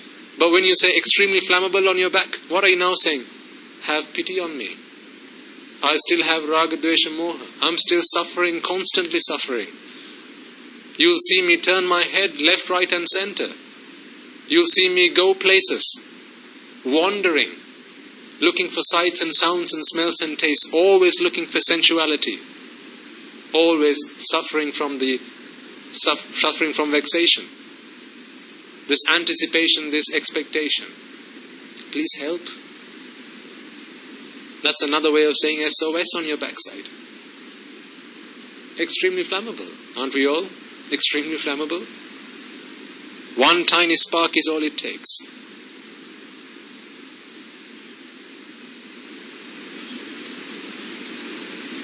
So I said, try that out. And be mindful to watch your mind and know that it's being dipped in the paint, and you can now see the paint seeping up through the cloth. That's one. And to do it as soon as possible. As soon as possible. Because when the first thought arises, you still have the power of, because you see, we are using this weapon of wisdom. This weapon of wisdom is what we need to kill the Mara of Raga, Dvesha, Moha. We need a weapon. And this is the weapon of wisdom. But our weapons are not sharp enough yet. Our weapons are still not sharp enough yet. They are still blunt. With a blunt weapon, you can pierce through something that is not so strong, not so thick. Something that is very fine, a tiny film that can pierce through. But when it becomes solid, when it becomes rock hard, when it becomes very thick, then it's very difficult to pierce through if it's not sharp enough. So, if your weapon is still something that's quite blunt, pierce it while you can. Because what happens if you leave it? Then that cloth's going to take a lot of washing. And you're not going to know that, you're going to succumb to the pleasure. And when you do that, it's too late. Then one leads to the other, that leads to the other, that leads to the other, and before you know it, you're lost.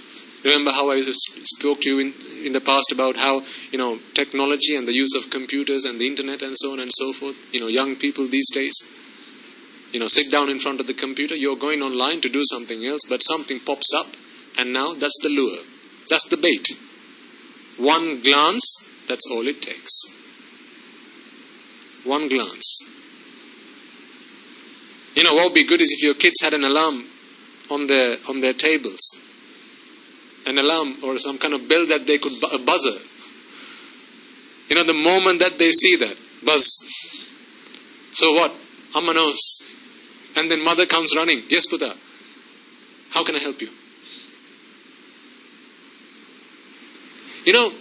Really, as Buddhists, ladies and gentlemen, we really have to change the way that we address these issues.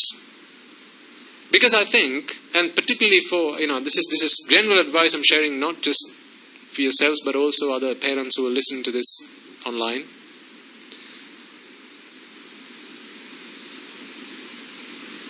Sometimes guilt and shame takes over. And when guilt and shame takes over, it's very difficult to go seek help. Would you agree? When guilt and shame takes over, it's very difficult to go seek help. It's very difficult to go and say, Amma, I need help. Tata, I need help. I was using the computer, I saw this picture, and I felt like clicking on it. And then I clicked on it. And then I was in a world that took me into fantasy land. And then I was lost. I think we need to create a culture whereby children are empowered to go and speak to their parents and say, Amma, the fire of raga has arisen in me. I'm feeling anger. I'm feeling delusion. I'm feeling, because the thing is, I think in our culture it's become normal such that these thoughts, they're shameful. Yes, I agree they're shameful. But we've been shunning them so much that children feel extremely embarrassed to come and open up to their parents. I think that needs to change. I don't know how you feel about that. I think that needs to change. Because who are the Kalyana Mitras that you have at home, apart from your parents? At the monastery, there are 50-odd monks. That young novice monk could have gone and spoken to another 49-odd monks. But at home, ladies and gentlemen, your children only have the two of you. And if you're a single parent, then they've only got the one of you. So I think these conversations need to happen. Parents need to walk up to children and say, Puta, just like you, I also am Raga, Dvesha, Moha walking on two legs. The problems you have, I too have. We are both trying to get to the same goal. We are both trying to get to a point where we no longer suffer through the vexation. Where I'm also trying to achieve this. Having listened to the Dhamma, I understand that I still feel that I need to turn my head and look at sights. Sounds still make me suffer. Sights and sounds and smells and tastes, these things still pull at my heartstrings, and I feel the need to turn my head and look. So just like you, we are in the same boat here, Buddha. I think children would be more receptive then. Instead of taking up a cane or picking up a stick and going, how dare you do that? Because what happens then? Next time, they're going to do it in secret. Then who's going to come to their help? Then who are they going to call out SOS to? To their best mate in class. What, the best mate in class is an Arahatun Mahanse? The best mate in class is also Raga, Dvesha, Moha walking on two legs. Now you've got two birds of a feather who are going to flock together. Hey, don't tell your parents about that. Come to me. Trust me. I'll help you. Haven't I not told you about young monks who are ordained with us and some of the things that they used to do in their lay lives? Grade 6, and they've tried out everything you can imagine. Have I not shared stories with you in the past? Why? Parents weren't open, parents weren't receptive. Never say it's okay to feel Raga, Dvesha, Moha. Always say it's okay to come and speak to me about it. You have a problem, that's not okay. I also have the problem, I'm going to help you. Let's listen to this sermon. Sit down 5 minutes and listen to this sermon. Because what's going to happen is when they feel that ashwadam matra, the pleasure, once that pleasure is experienced, ladies and gentlemen, 2 moments, 3 moments, and so on, then you become to succumb to it. And now there's no hope. They're drowned in the pleasure of sensuality. And the world out there is just looking for these opportunities. Television and internet and Facebook and this, that and the other. Again, the problem's not with the outside world. How can you switch off all the televisions? How can you keep your child from going out? Buddha, never go out again. How can you do that? So, I would propose to parents, I've never been a parent, so I don't know how that might sound, but I would propose to you, think about this, at least consider this. Have that conversation with your children. Have that conversation whereby you go and explain to them, Puta, Raga, Dvesha, Moha. This is what Raga feels like. Have you never seen a girl? Or go to your daughters and that guy in class that sometimes I see you looking at. Because parents, come on, you all spot these things, right? Although your children think you don't know, you know it, right? That guy you keep looking at? That is Raga. Talk to them about the essenceless nature of it. Talk to them about how this ashvada, this pleasure is always something that arises but then passes away. Because this is not rocket science. A 7-year-old can understand this. Talk to them about how the resting point is always at vexation. The resting point is always at suffering. What is the resting point? Dukkha dukkha. When you're at the resting point of suffering, you open your eyes, you look at a sight, now you feel pleasure, but what happens to that chitta? Passes away. Now where are you back again? Where you started. It's the same on the y-axis. If x is the time axis, it's just another chitta that has arisen and passed away on the time axis. But on the y-axis, it arose, experienced pleasure, and passed away. It's back on the same point. Talk to them about this. They'll understand. At least try.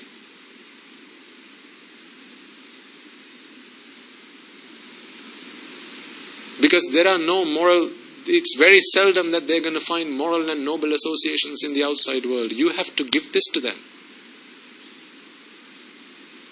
I think more so I need to speak about this in English sermons perhaps than in the Sinhala sermons, because there are a lot of listeners globally who don't necessarily have the opportunity sometimes to go to a temple at least, or to associate a monk, or at least to listen to some Dhamma, because I know what life there was like.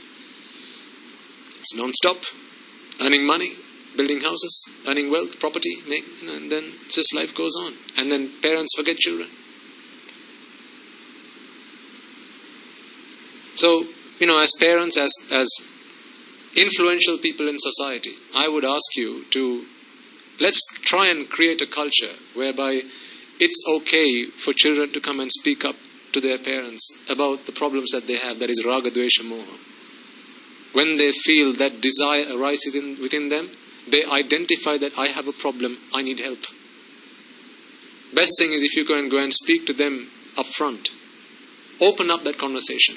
Begin that conversation. Putta, you're going to feel this at some point in your life. When you feel it, come and speak to me. I'll be a friend to you. Not, I'm going to pick up a cane and start whacking you. That's not the way to approach it. At least not how I think it should be. Because then they're going to do it in secret. Then you're never going to find out. Then you don't know, they're going to go become a womanizer. They're going to go become a drugged. You're not going to find out.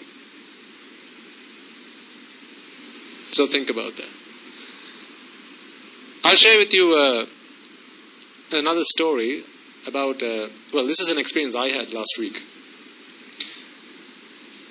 For those of you who may have been up to the meditation platform where my Guru Swami Nuhanse spends most of his day, there are seats on either side of this meditation platform.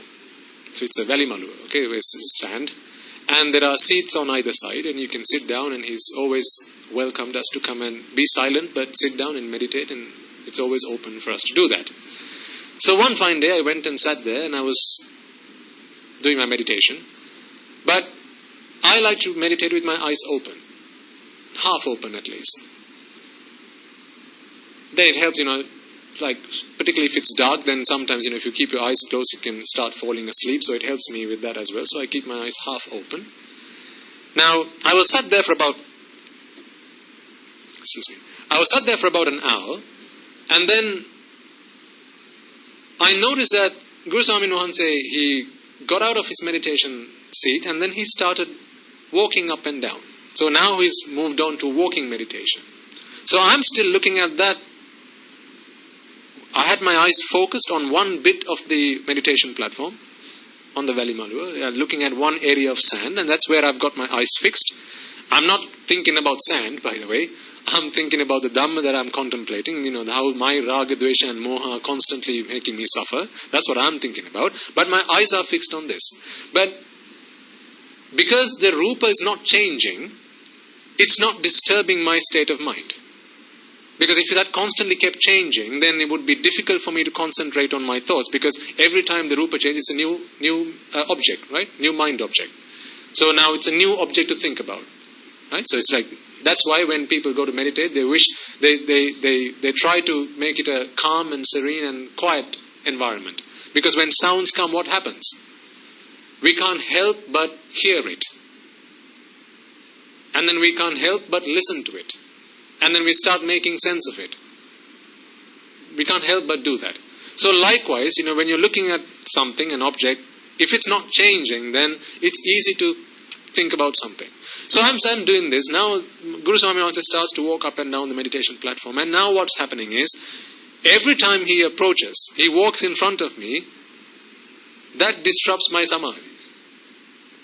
So he walks up and he walks back down, and then for that, while he's away, I'm okay. And then he comes back into my frame of vision, and it disrupts my samadhi. So now I'm contemplating, what do I do? Do I shut my eyes? Do I go indoors?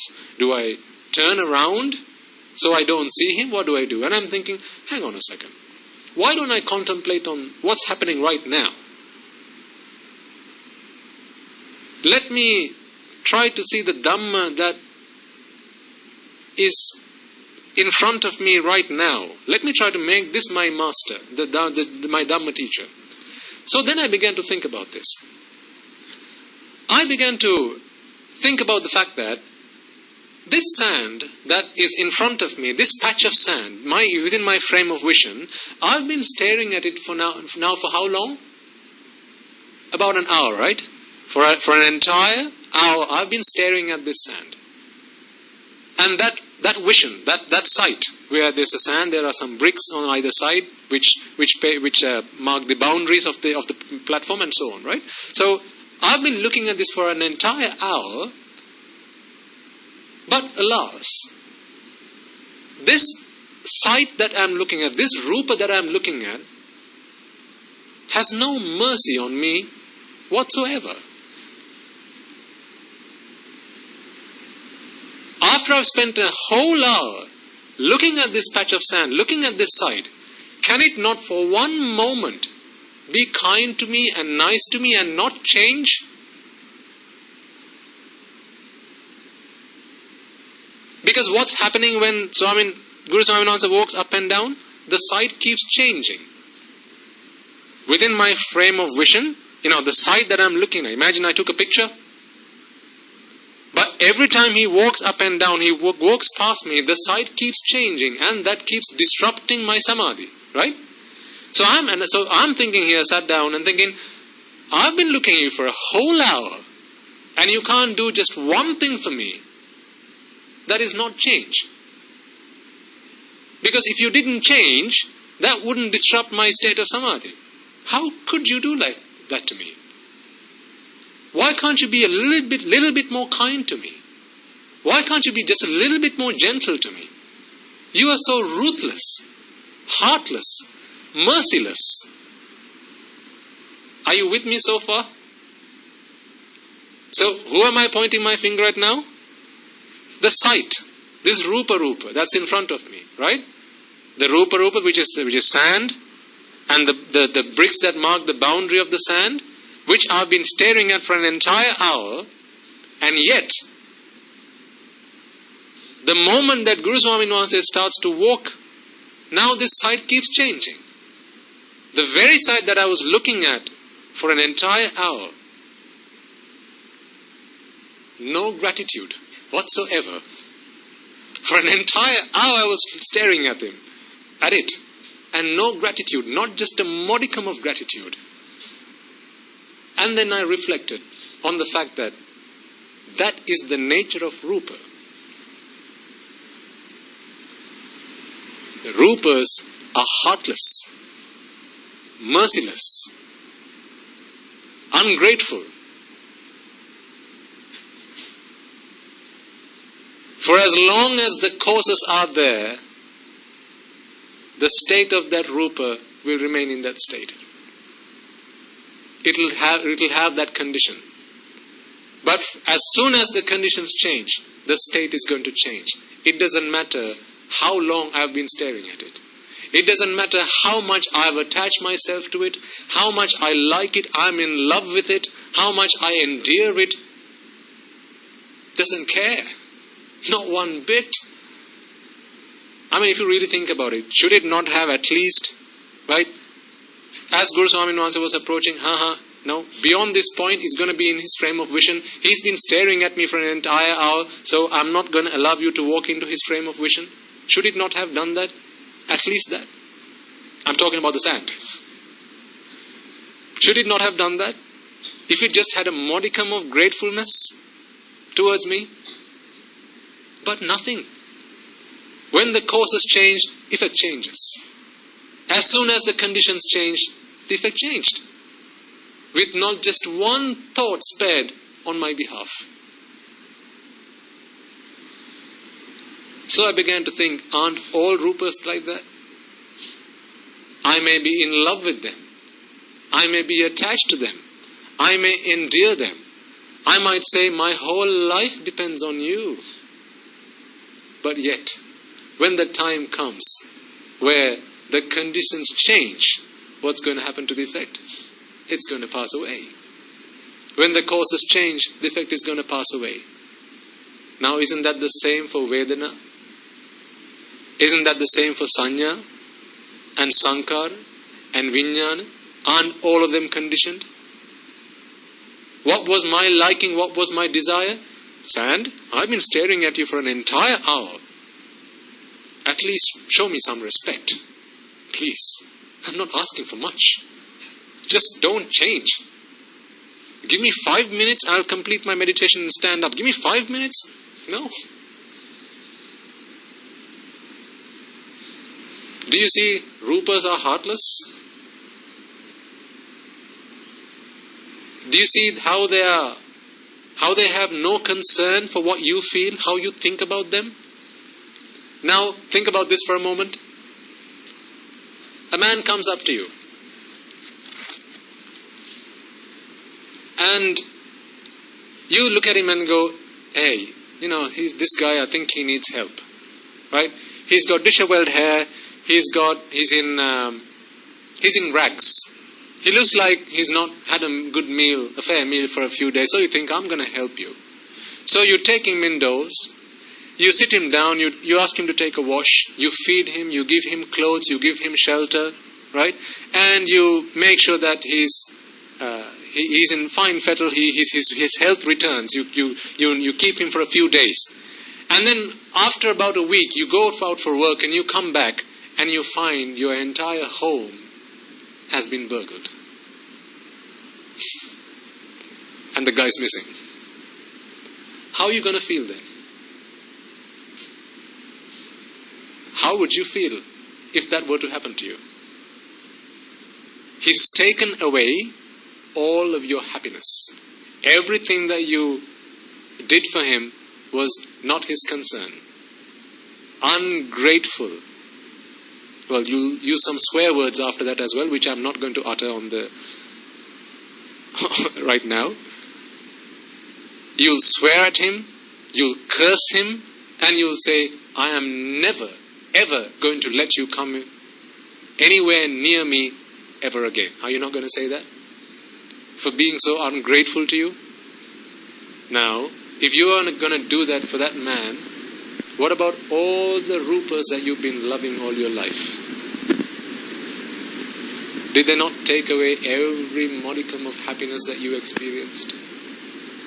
Every time you loved them, you endeared them, you embraced them, you kissed them, you got into bed with them. But what did they do? When the time was right to go, ta-ta. Didn't spare one moment to think, how might you feel if I left?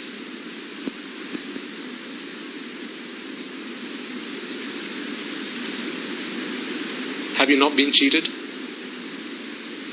Have you not been cheated on? All these rupas that you fell in love with? Isn't this what has really happened in our lives? Tell me then, if you were to let that man back into your home again, and you give him a second chance, you know what, the other day, yes, you ransacked my home, but I'm going to feed you again, I'm going to shelter you again, I'm going to be nice to you again. If you had a good friend, what would that friend come and say to you? What word might he use to describe you? Exactly, madam. Starts with F and ends with L and has 4 letters. You fool! Why would you do that? Why would you let him into your home again when this is what he did to you last time? He took everything that belonged to you. He destroyed you. He left you with nothing. And you let him into your home again? What were you thinking? Now think about what we are doing on a daily basis.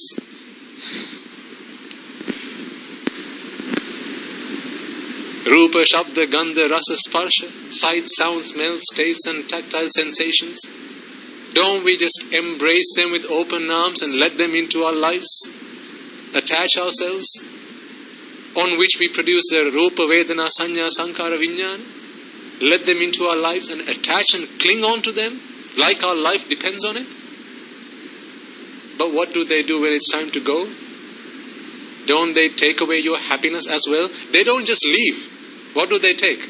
Your happiness.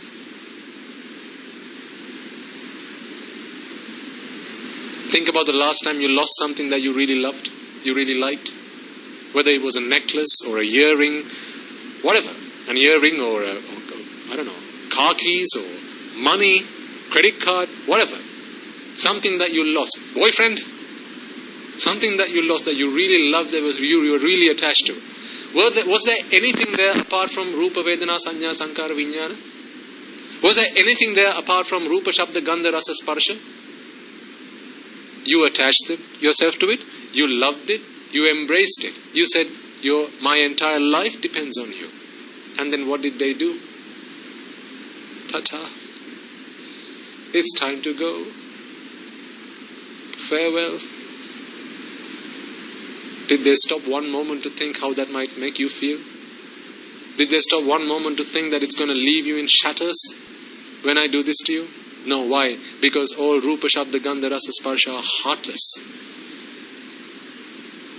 Not a modicum of gratitude do they have towards you. So, if we are still them, wanting to fall in love with them, wanting to endear them, wanting to embrace them, what do you think we ought to be called? You can add an S to it, because there's a lot of us here.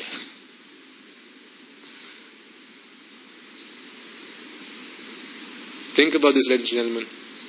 This is Nibbana here and now. Because we are always prepared to open our eyes, ears, nose, tongue, mouth and our body to accept all these inputs that come from the outside world. Again, the problem is not with the sights or the sounds or the smells or the tastes. The problem is with us falling in love with them. That's the attachment. It's us endearing them. Embracing them. Come here, darling. Oh, where have you been all my life? That is the problem. Because man comes, disheveled hair, in rugs, you don't let him in. You say, I don't trust the look of you. Stay outside. I'll bring you food. You can eat. I'll make you another shelter. You can stay there. But you're not going to come into my house. I don't trust you. I don't like the look of you. Now he goes. He has eaten the food you've given him. Maybe you've given him a shirt or a trouser or a sarong or something that he's taken with him. But he's not taking anything that you didn't want to give. That's because you didn't take him in. You didn't take him indoors. Now that would be the wise way to handle a stranger.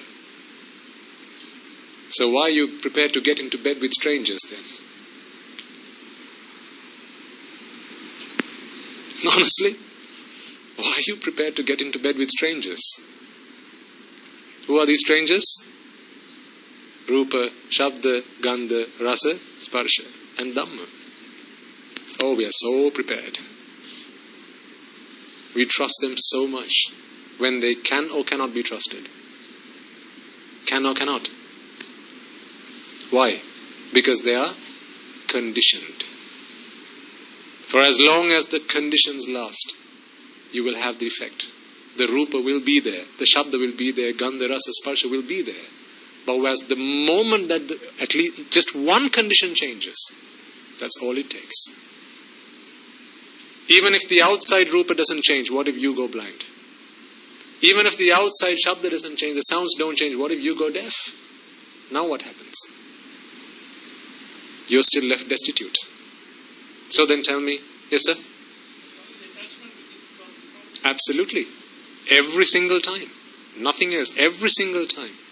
So when the Buddha said, the cause for all suffering is attachment, God, he was so right.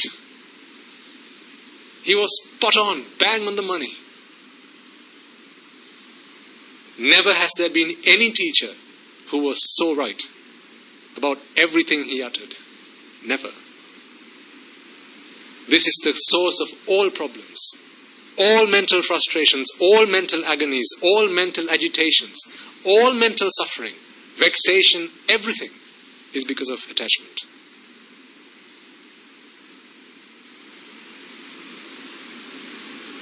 Don't get into bed with people you don't trust. Don't get into bed with strangers, because they don't have a modicum of thought, consideration to you. Don't trust Rupa. Don't trust them. They're going to destroy you. Don't trust Vedana. Don't trust Sanya. Don't trust Sankara. Don't trust Vijnana. It's the Rupa, Shabda, Gandha, Rasa, Sparsha, which are the inputs that give rise to Rupa, Vedana, Sanya, Sankara, Vijnana within your thoughts, within your consciousness. So we are in love with the Rupa as well as the Rupa as well as the Rupa that is born within our minds as well. We are in love with the Shabda, the sounds, as well as the Shabda Rupa that are born within us as well. And so on and so forth. So there's the Abhyantara Ayatana and the Bahira Ayatana. Internal, are they called faculties? Ayatana, yeah. Internal faculties and the external faculties. It's the combination which produces this result, which we then go and attach ourselves to. Extremely dangerous. For as long as you're extremely flammable, in other words, you're extremely trustworthy. Isn't that what your sister said? I think that was a good bit of advice for all of us, madam. Wasn't that right? What this lady shared with us last week? You trust too much? Well, don't we all do that? Her sister was talking about other people. What are we talking about? Rupa, Shabda, Gandha, Rasa, Sparsha. So let's not build castles on top of them. Because this is like building castles on the beach. When the waves come, it's going to wash everything away. And when that day comes, we're all going to cry. So I said I'll talk to you about the factors of enlightenment as we go forward in following weeks. But I said I'll touch on the Sati Sambojjhanga. And I have been speaking about that here and there as I started the sermon. But this Sati Sambojjhanga, this mindfulness is something that has to be there 24/7, always, throughout. It's always being mindful of our thoughts. Because it's our thoughts through which we attach, our thoughts through which we get into conflict, our thoughts through which we get into states of vexation. This is the thoughts, not the body. So thoughts that always do that. So when we are mindful of what's going on, it's like being mindful about making sure that that bit of cloth that we are holding on to does not touch the paint. Because one bit of string is enough. Given enough time, all of that paint is going to get soaked up. Remember, just one bit of paint. So one glance is all it takes. If you're feeling a second glance, it's okay, one for the road. Very dangerous. Like I said, parents, children, if you can have that connection at home whereby you can have that, where you open up that avenue for conversation. This might be a little bit more tricky. Husbands and wives, why can't you do that? If you are prepared to accept that you are both Raga, Dvesha, Moha walking on two legs, then be prepared to accept that when my husband sees another woman, it's possible that desire might ignite in his heart. Is that not the truth though? Why do we shun ourselves from the truth? Isn't that the truth that nobody likes to speak about? At least if you open up that avenue, if ever you feel that, let me help you because I'm on a journey to Nibbana. Because you know what? If you leave me, then all the better for it. Because I'm on a journey to Nibbana. And this is another bond that I have to foster, another bond that I have to nurture, another baggage that I have to carry with me. I mean, it's only if you come to that state, okay? So don't be hasty. If your entire life depends, then perhaps don't be too hasty in uttering that. But, this is only for the intelligent ones among you. So be very careful. But I think, because, oftentimes when couples come and speak to me, I say, make sure the two of you provide Satpurusha Sevani to each other. Because that's who you spend most of your lives with. So if at any point in time you feel desire, tell me. I'll help you. That's Kalyana Mitra Sevani. It's being prepared to accept that this is another Raga Dvesha Moha walking on two legs. I might feel anger more than you do, but you feel desire more than I do. Well, which one of us is better? They're the same. One's worse off on the Raga side, the other's worse off on the aversion side. So let's help each other out. Because we are both on this journey to Nibbana.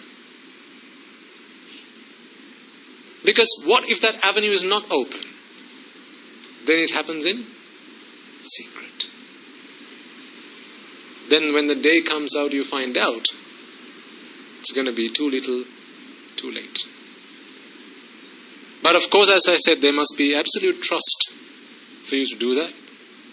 And you have to be prepared to listen. You have to be prepared to accept that the person you've gotten married to is Raga Dvesha Moha on two legs. Are you prepared to accept that? If you think you've gotten married to a saint, well, saints don't get married. Surprise, surprise. Newsflash. So, we have to be able to accept what the problem is. Otherwise, how can you treat it? If you are not prepared to go to the hospital and say, Doctor, I've got pneumonia. Because you're shy. You don't like to be coughing when there are people around you who can see you coughing and splurting your blood and saliva all over the place. What's going to happen to you in a few days, weeks' time? You're going to die. You have to be able to open up. This is why I say, when it comes to the Arya way of practicing this path, be prepared to wash your dirty linen in public. By public, I don't mean go up and shout over the rooftops, hey, I'm a bundle of Raga, Dvesha, Moha, everyone. Let all ye all be known. That's not what I'm saying. Have someone that you trust. And, if you're in a loving relationship, then that has to be someone that you trust. At least I would expect that. So make use of that. Always understand that the person that is over there is just the same as me. I'm also suffering from Raga, Dvesha, Moha. And the person I got married to is also suffering from Raga, Dvesha, Moha. If you're prepared to accept that, are you not prepared to accept that your husband or your wife may fall ill? Are you not prepared to accept that? Did you not know that before you got married? You did, didn't you? Did you not know that this person was going to die? You did, didn't you? And yet you got married. Well, what's something that you also knew maybe but you didn't like to think about? He's also got Raga, Dvesha, Moha. The fire of desire, aversion and delusion are still within this person. Otherwise he wouldn't have married you. Even if you're a Sotapanna. Think about Vishaka. Still Raga, Dvesha, Moha. I think, if there's a couple who are both Sotapannas at least, I think that is possible at home. Where the moment you feel Raga, honey, SOS. Okay, just talk to me. What's the problem? That one over there. I'm feeling the fire. Think about the resting point. Arise, passing away. You're trying to find happiness through attachment. You're trying to find happiness through pleasure. You do realize that after we walked out of the mall, you're still suffering. You're still in a state of vexation. You do realize that. Yes, I do realize that. This may not be easy, I get that, okay? I accept that, madam. This may not be easy. And this is only for couples who are both prepared to walk this path. Madam? Exactly. Both understood and both understand the Dhamma. Otherwise, best maybe not to.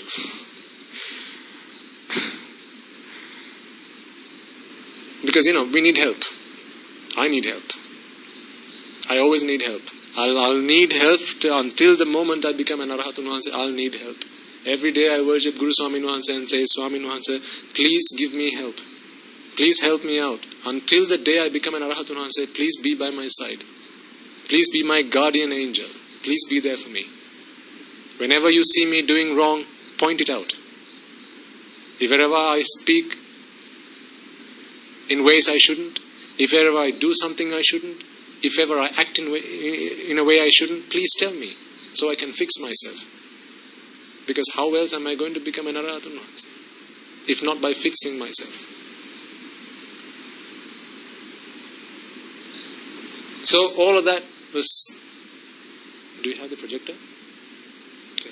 So all of that was practical stuff that you may or may not choose to try out at home. You know how they come with disclaimers, do not try at home. As intelligent, wise people, choose which ones, this is like a supermarket, okay? At the supermarket, you got all types of foodstuffs and household stuff. You come in, there's a supermarket, aisles full of stuff, you only take the things that you want. Don't spend your money on taking things that you're going to take home and then it's just going to be a waste of time. So, take what you have to, because there are lots of you and you're all in different states of practice, okay, on this path, and I'm trying to cater to a varying audience. So this is why I share some bits of advice broadly and some very specific. So pick and choose what it is that is going to help you.